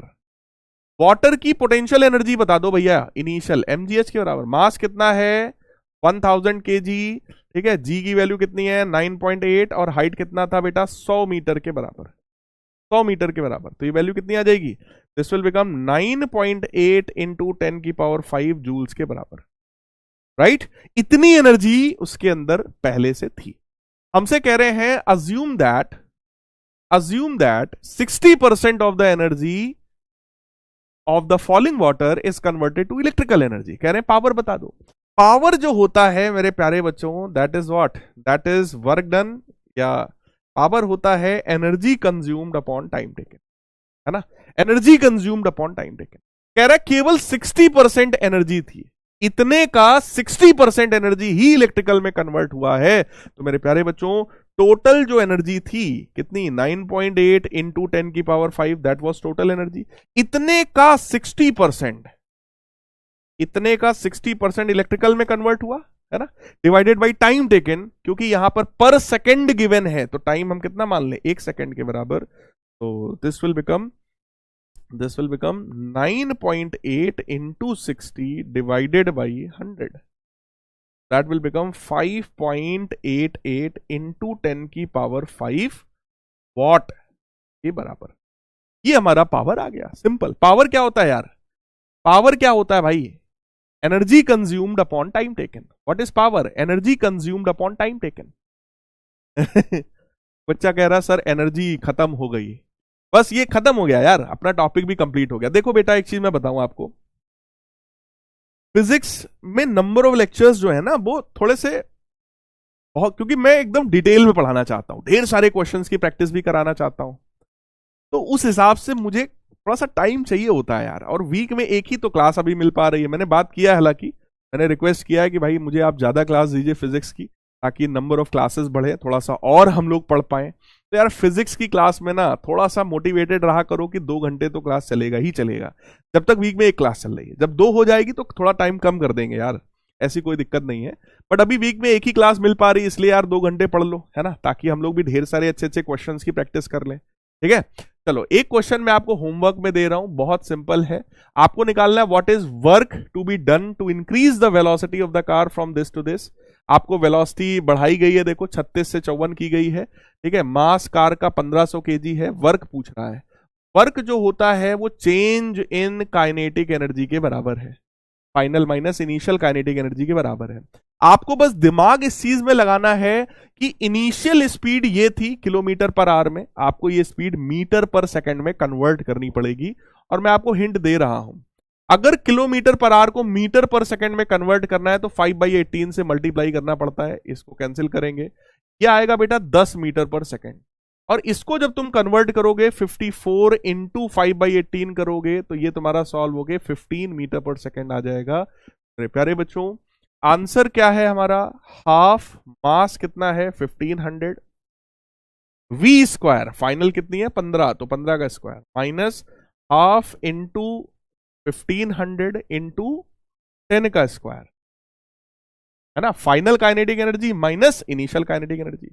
देखो 1500 upon 2 ये हमने common कर लिया, तो अंदर बचा 15 का स्क्वायर माइनस 10 का स्क्वायर। 15 का स्क्वायर होता है 225, 10 का स्क्वायर होता है 100 के बराबर, तो ये तुम्हारा आ जाएगा 750 इंटू 125 के बराबर। ठीक है, तो आंसर आ गया 125 गुणे 750, जैसे मल्टीप्लाई करेंगे दैट विल बिकम 93750 जूल्स के बराबर।